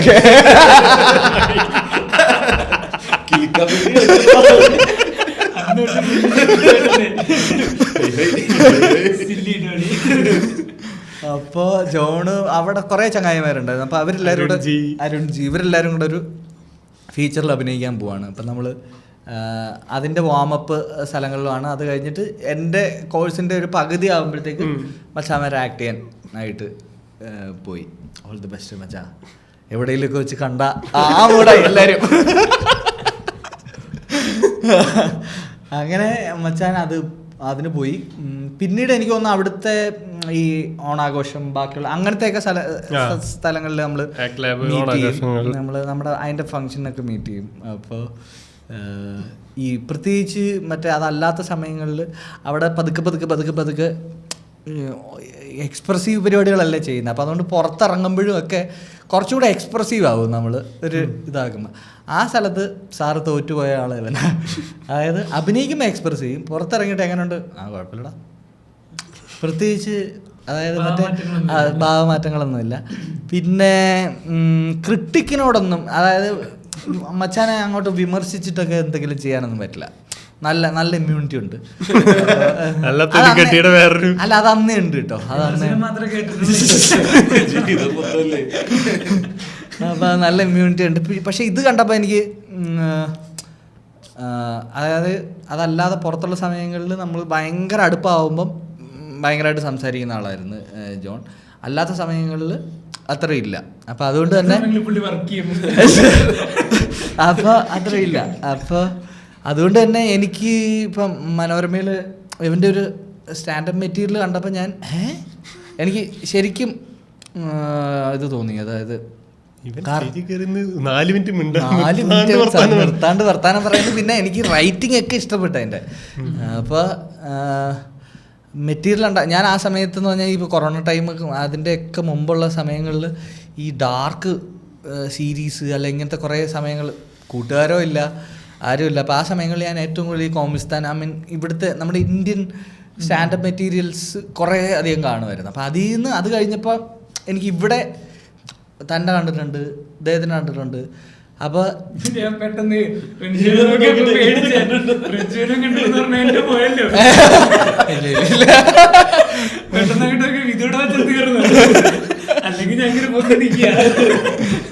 അല്ല അതൊക്കെയല്ലേ ഉള്ളൂ ആ സമയത്തുള്ള ഇതിൽ കണ്ട. അപ്പം ഇവനെ കാണുമ്പോൾ ഇവൻ ഭയങ്കര ഫാൻസുള്ള സ്റ്റാൻഡപ്പ് കൊമേഡിയൻ. നമ്മുടെ സബ്സ്ക്രൈബേഴ്സിനോട് പറ, പുതിയ പടത്തിൽ ചാൻസ് ഇട്ടിട്ടുണ്ട്.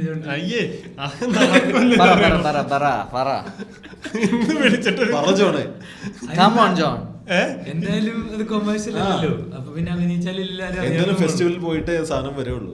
ഒരു എടാ ഇന്ന് വിളിച്ചപ്പോ ഒരു ഇങ്ങനെ ഒരു സംഭവം ഉണ്ട്, ചെയ്യാൻ താല്പര്യം ഉണ്ടോന്ന് ചോദിച്ചു. സംഭവം സാധാരണ അല്ല, ഉറപ്പായിട്ടും ചെയ്യണം. അതായത് മുന്നോട്ടുള്ള സംഭവത്തില് നീ എന്തായാലും അവിടെ കുറെ സമയം ഇൻവെസ്റ്റ് ചെയ്താണ്. അവിടെ പല ആക്ടിങ്ങും അത്ര അങ്ങോട്ട് ശരിയായിട്ടില്ലെന്നൊക്കെ പറഞ്ഞവനാണ്. നീ ചെയ്യണം. ഞാൻ പറയാറില്ല. അല്ല അതല്ല, ഇന്ന് രാവിലെ കൊച്ചി വന്ന് ഇറങ്ങുമ്പോഴത്തേക്കാണ് കോള് വന്നേക്കണേ. അപ്പൊ എന്നോട് പറഞ്ഞു അത്യാവശ്യമായിട്ട് വീഡിയോ വരുന്ന പോകണം. ഇപ്പൊ എനിക്ക് വന്ന് കിലിക്കാൻ പറ്റി എടുക്കാൻ പ്രാക്ടീസ് ചെയ്യാൻ. എനിക്ക് സത്യം പറഞ്ഞാൽ വിളിക്കുമ്പോ ആദ്യം ഒരു ചാൻസ് എന്ന് പറഞ്ഞ വിളിച്ചാൽ എനിക്ക് പേടിയാണ്. എനിക്ക് ചെയ്യാൻ പറ്റൂല എന്നുള്ള ഒരു തോന്നലാണ് എനിക്ക് എപ്പോഴും ഉള്ള ഒരു സംഭവം. എനിക്ക് അതായത് ബേസിക് മറ്റേ കോമൺ സെൻസ് മതി, അത് നിനക്ക് ഉണ്ട്. നീ ധൈര്യമായിട്ട് ചെയ്തു. എനിക്ക് സത്യം പറഞ്ഞ കുറെ നേരത്ത് ഇത്ര സീരിയസ് ഒരു അപ്രോച്ച് എന്റെ ഭാഗത്ത് നിന്ന് ഇതിനില്ലല്ലോ. ഞാൻ എന്ത് കണ്ടിട്ട് ശ്രമിക്കണേ എന്റെ മനസ്സിൽ മുഴുവനുള്ളത്. എനിക്കും അത് അടിച്ചു. ഞാനതാണ് പറഞ്ഞത്, ഞാൻ അതാണ് നേരത്തെ പറയാൻ ഉദ്ദേശിച്ചത്. ഞാൻ എന്നിട്ടത് എനിക്ക് ചില കാര്യങ്ങൾ ഞാൻ പറഞ്ഞു കഴിഞ്ഞാൽ ക്ലിയർ ആയിട്ടല്ല പുറത്തു. എന്റെ തലക്കകത്ത് ഇതിന്റെ എന്തോ നല്ലൊരു കാര്യമുണ്ട്. പക്ഷെ പെട്ടെന്ന് വരുമ്പോ ഞാനതാ പറഞ്ഞ ആ ഒരു ഇത്രയും ഞാൻ RDX കഴിഞ്ഞുള്ള സക്സസ് സമയത്തുള്ള ഇന്റർവ്യൂസിലും ഒക്കെ സംസാരിക്കുമ്പോ എനിക്ക് തോന്നുന്നു ഈ പുള്ളി ഇത്രയൊക്കെ തള്ളേണ്ട ആവശ്യമുണ്ട്. കാരണം ഞാൻ ഇപ്പൊ അത്ര മനസ്സിലാക്കി. ഞാനത് ശരിക്കും നേരത്തെ പറയാൻ വന്നിട്ടത് പറയുന്നത് മോശമാണെന്ന്. ശരിക്കും ഞാൻ പറഞ്ഞില്ല, ഞാൻ അന്ന് ആ ഒരു പടത്തിലേ കണ്ടിട്ടുള്ളൂ. അപ്പൊ ആ ഇരിക്കുന്ന 7 പേരില് ഭയങ്കര ഇത് കുറച്ച് സീരിയസ് ആയിട്ടൊക്കെ ഇത് ഇങ്ങനത്തെ ഒരു പരിപാടിയാണ് എന്ന് സംസാരിക്കുമ്പോ പിന്നെ അതിന്റെ ആവശ്യമൊന്നുമില്ല. സന്തോഷമുണ്ട് നമ്മുടെ പടം അതുപോലെ അങ്ങനെ തോന്നുന്നില്ല. ഉറപ്പായിട്ടും ഞാൻ എന്താ കാര്യം എന്ന് വെച്ചാൽ ഞാനൊരു ചെറിയ വർക്കുകളൊക്കെ ആയിട്ട് ഒരു 6-7 വർഷം കൊണ്ട് പലതൊക്കെ ചെയ്തിട്ട് എന്നെ RDX ടൈമിൽ നമുക്ക് ഇതിൻ്റെ പുറത്തുള്ള സ്ഥലങ്ങൾ അറിഞ്ഞൂടല്ലോ. അപ്പോൾ RDX സമയം കഴിഞ്ഞിട്ട് എന്നെ ഒരു ചങ്ങായി വിളിച്ചിട്ട് പറഞ്ഞടാ, ആദ്യമായിട്ട് നീയൊക്കെ സിനിമയിലൊക്കെ കയറിയല്ലേ, ആദ്യമായിട്ടൊരു വേഷം കിട്ടിയപ്പോൾ നല്ലൊരു വേഷം തന്നെ കിട്ടിയല്ലോ എന്നുള്ളതാണ് RDXൻ്റെ. നമ്മൾ 7 വർഷമായിട്ട് ഇവരുടെയൊക്കെ അടുത്തെത്താനാണ് പല സാധനങ്ങൾ ഇങ്ങനെ എറിഞ്ഞിട്ട് ഇങ്ങനെ ഇരിക്കുന്നത്. അപ്പോൾ നമ്മൾ RDX ടൈമിലാവുമ്പോഴാണ് എനിക്ക് പ്രോപ്പർലി പുതിയൊരു ആക്ടർ ഇങ്ങനെ വന്നിട്ടുണ്ട് എന്ന് ആളുകൾക്ക് അങ്ങനെയാണ് ആളുകൾ എടുക്കുന്നത്. അപ്പോൾ ആ സമയത്ത് എന്താ പറയുന്നത്, ഫിലിം മേക്കർ എന്നൊക്കെ പറയുമ്പോൾ ജെന്യുവൻലി തോന്നാം ഈസി ആയിട്ട് അല്ല അത് ആ പുച്ഛമല്ല. നമ്മള് ഈ പറഞ്ഞ 7 വർഷത്തെ സ്ട്രഗിൾ നമ്മൾ അറിയണല്ലോ. പിന്നെ ഫസ്റ്റ് പടം ഇത്ര നല്ല ഓപ്പണിംഗ് കിട്ടിയിട്ടുണ്ട്, ഭയങ്കര ഭാഗ്യം അടിച്ചു. അപ്പൊ പുള്ളി കുറച്ചൊന്നും അടിച്ചേക്കാം വിചാരിക്കണേ. പക്ഷെ ഇത് കേൾക്കുമ്പോഴാണ് അപ്പോഴാണ് ഞാൻ പറഞ്ഞത് എനിക്ക് അവിടുന്ന് സൈലൻസും എല്ലാം മനസ്സിലാവുന്നത്. ഞാൻ അത്രയും ഇതിലോട്ട് സഞ്ചരിച്ചിട്ടില്ല, ശരിക്കും ഇരുന്നിട്ടില്ല. കാരണം നമ്മളത് വിഷമിച്ചിരിക്കുകയാണ് കണ്ടോ, ഒന്നും കൂടെ കുത്തിക്കഴിഞ്ഞ കരയുമ്പോ. അല്ല ഞാൻ ശരിക്കും സീരിയസ്ലി ഞാനിത് ഷൂട്ട് കഴിയുമ്പോ പേഴ്സണലി പറയണം എന്ന് വിചാരിച്ചാണ്. ഞാനിപ്പോ കുറെ കാലം ഇതിന്റെ ഷൂട്ടിന് വന്നിട്ട് ഞാൻ ചിലപ്പോ ഡെസ്പ് അടിക്കുമ്പോഴാണ് ഇത് ചെയ്യാതിരിക്കുന്നത്. ഈ പറഞ്ഞ ആ ലേസിനെസ്സിൽ ഇരിക്കുന്നതാണ്. ഞാൻ ട്രിം പോലും ചെയ്തിട്ടില്ല.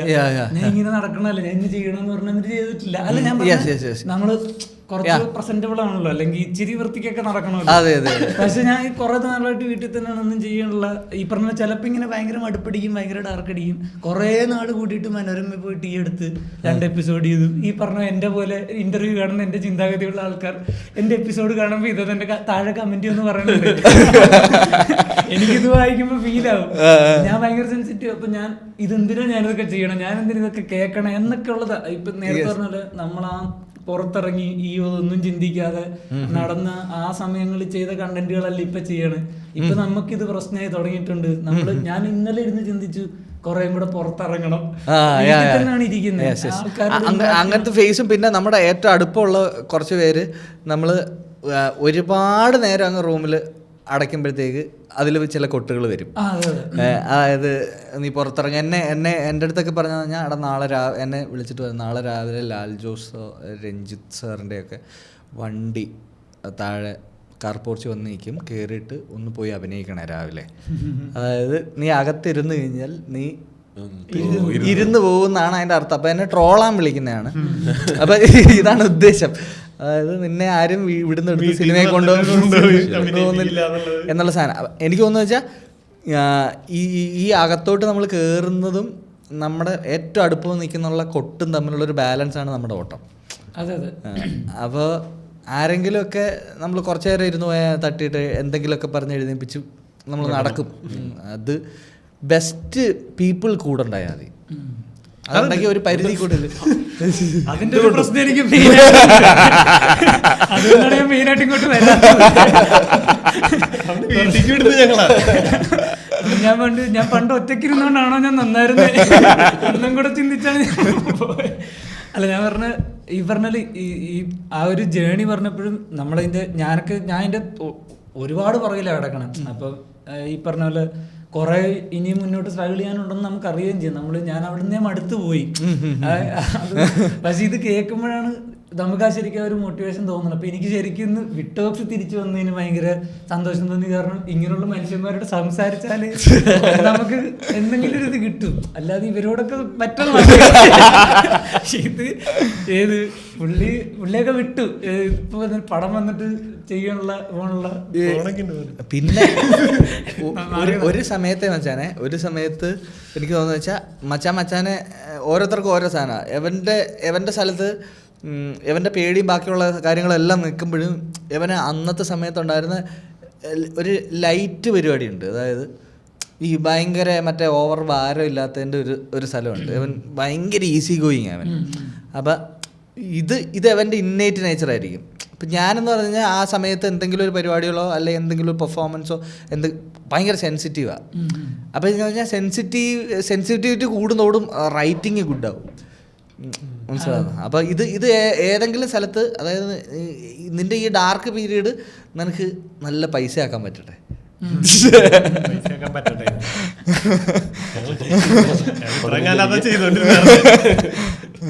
ഡാർക്ക് പരിപാടികളെ തന്നെ വിറ്റ് പൈസ അല്ല, അത് നടക്കുന്നുണ്ട്. പിന്നെ എനിക്ക് തോന്നുന്നു ആക്ടർഷിപ്പ് പോലെ അല്ല നിങ്ങളുടെ സ്ഥലം. മറ്റേ വിളിച്ചാൽ വിളിപ്പുറത്തെന്ന് പറയുന്ന പോലെ നമ്മൾ പ്ലേ ചെയ്യുന്ന പോലെ ഭയങ്കര ഡയറക്റ്റാണ്. എസ്പെഷ്യലി ഭയങ്കര ഹൈലി എല്ലാ കാലത്തും സെല്ല് ചെയ്യാൻ പറ്റുന്നതും ഹ്യൂമറാണ്. അപ്പോഴും തന്നെ അറിയാവുന്നതും ഹ്യൂമറാണ്. വീണോ വീണില്ലയോ എന്നുള്ള കാര്യം. അപ്പോൾ എന്താ വെച്ചാൽ നിങ്ങളപ്പോൾ എൻ്റെ അഭിപ്രായത്തിൽ എനിക്ക് ബാക്കിയുള്ള മ്യൂസീഷ്യൻസ് ബാക്കിയുള്ള എല്ലാ സ്ഥലങ്ങളിൽ നിന്നും മാറ്റി വെച്ച് ഏറ്റവും എഡ്ജിൽ നിന്ന് വർക്ക് ചെയ്യുന്നവരാണ് ഞങ്ങൾ. അപ്പോൾ ഞാൻ പറഞ്ഞാൽ അതിൻ്റെ ഈടും അതിൻ്റെ ഇമ്മ്യൂണിറ്റിയും അതിൻ്റെ എന്താ പറയുന്നത് ഇത് മ്യൂച്വലി ഗുണം ചെയ്യുമെന്ന് തോന്നുന്നു ലൈഫിലും എല്ലാം. നന്നായിട്ട് പോയ നല്ല രസമാണ്. അല്ലെങ്കിൽ അല്ല, ഒരു നല്ല ഷോ ചെയ്ത് കഴിഞ്ഞ് ഇറങ്ങുമ്പോ കിട്ടുന്ന ഭയങ്കര കിക്കല്ലേ. നല്ലതായിട്ട് പോയ ഭയങ്കര ലൈവ് ഷോ ഒക്കെ ചെയ്യുമ്പോ അത്യാവശ്യം ലൈവ് ഷോ ക്രൗഡ് വർക്ക് ഒക്കെ ചെയ്ത് നല്ല ആൾക്കാർ റിയാക്ഷൻ നമ്മളിങ്ങനെ സ്റ്റേജിൽ രോമാഞ്ചൊക്കെ വരുമ്പോ ഒരു തമാശയൊക്കെ പറഞ്ഞിട്ട് നമ്മള് പ്രതീക്ഷിക്കാത്ത അത്ര കൈയടിയൊക്കെ കണ്ണൊക്കെ നിറയുന്നുണ്ട്. അല്ല, ഞാൻ പറഞ്ഞത് അങ്ങനെ വരുന്നു സ്റ്റേജിൽ വന്നിട്ടുണ്ട്. അതെ, ഞാൻ വിളിച്ചു വരുത്തി എന്നെ വിഷമിപ്പിച്ചല്ലോ. അല്ല, ഈ പറഞ്ഞ പോലെ നമ്മള് കുറെ കൂടി വർക്ക് ചെയ്യണം എന്നുള്ളത് നമ്മളെ ഓർമ്മിപ്പിച്ച. നമ്മളീ സ്വന്തമായിട്ടത് ഉള്ളിൽ ഇടിക്കണോണ്ടാണ്, കുറ്റബോധം അടിക്കണോണ്ടാണ് വിഷമം പറഞ്ഞത്. വിഷ്ണു പറഞ്ഞ കുറെ കാര്യങ്ങൾ റിലേറ്റബിൾ ആണ് അവർ കളക്റ്റീവായിട്ട് വർക്ക് ചെയ്യുമ്പോൾ. ഈ പടവീടൻ ഇപ്പൊ സനൂപ് ഇവന്റെ ഒരു കാറ്റഗറിയാണ്. ഐ മീൻ സംവാട്ട് ക്യാരക്ടറിന്റെ കാര്യം എന്ന് വെച്ചാൽ വളരെ കാര്യമായിട്ട് ഒരാൾ അല്ല അതേ പറഞ്ഞു വളരെ കാര്യമായിട്ട് എടാ ഇങ്ങനത്തെ ഒരു സാധനത്തിൽ അഭിനയിക്കണം എന്നൊക്കെ പറഞ്ഞു കഴിഞ്ഞാൽ ഏതാ ദിവസം എന്നൊക്കെ ചോദിച്ചിട്ട് ആ ദിവസം സ്കിപ്പ് ചെയ്യാൻ നോക്കും. അങ്ങനത്തെ ഒരാള് എന്നാൽ അഭിനയിക്കണം എന്ന് ആഗ്രഹമുണ്ട്. അങ്ങനത്തെ ഒരു സ്ഥലമുണ്ട്. എന്നാൽ ഇവർ രണ്ടുപേരും ഏത് വേൾഡിൽ കൊണ്ടിട്ടാലും വളരെ പെട്ടെന്ന് മെർജായി അതിനോട് നിൽക്കുന്നവരാ. അപ്പൊ നീ അതുകൊണ്ട് അത് നിർത്തിക്കോ. നീ പടവീടനായിട്ടുള്ള കൂട്ട് നിർത്തി. പടവീട് ഭയങ്കര സപ്പോർട്ടായിരുന്നു ഭയങ്കരമായിട്ട് ഇപ്പം വർക്ക് ചെയ്തു. പിന്നെ ഇപ്പൊ കൃഷാന്തിന്റെ ഫിലിമില് സെൻട്രൽ ക്യാരക്ടർ ചെയ്തു പടവീടൻ. ഭയങ്കര അടിപൊളിയായിട്ട് ചെയ്തിട്ടുണ്ട്. അപ്പൊ എനിക്ക് തോന്നുന്ന പടയുടെ ആറ്റിറ്റ്യൂഡ് വരുന്നത് ചെയ്യണം, ഉറപ്പായിട്ടും ചെയ്യണം. ഞാൻ സർട്ടിഫൈ ചെയ്യുന്നു യു ക്യാൻ ആക്ട്. ഓ അത് കൊള്ളാം, നന്നായിരിക്കുന്നു. ആ ഒരു നല്ല നോട്ടിൽ എപ്പിസോഡ് വൈൻഡപ്പ് ചെയ്യുന്നു. ഞാൻ ഉടനെ പോയി അഭിനയിക്കുന്നു. ശേഷം സ്ക്രീനിൽ കാണാം.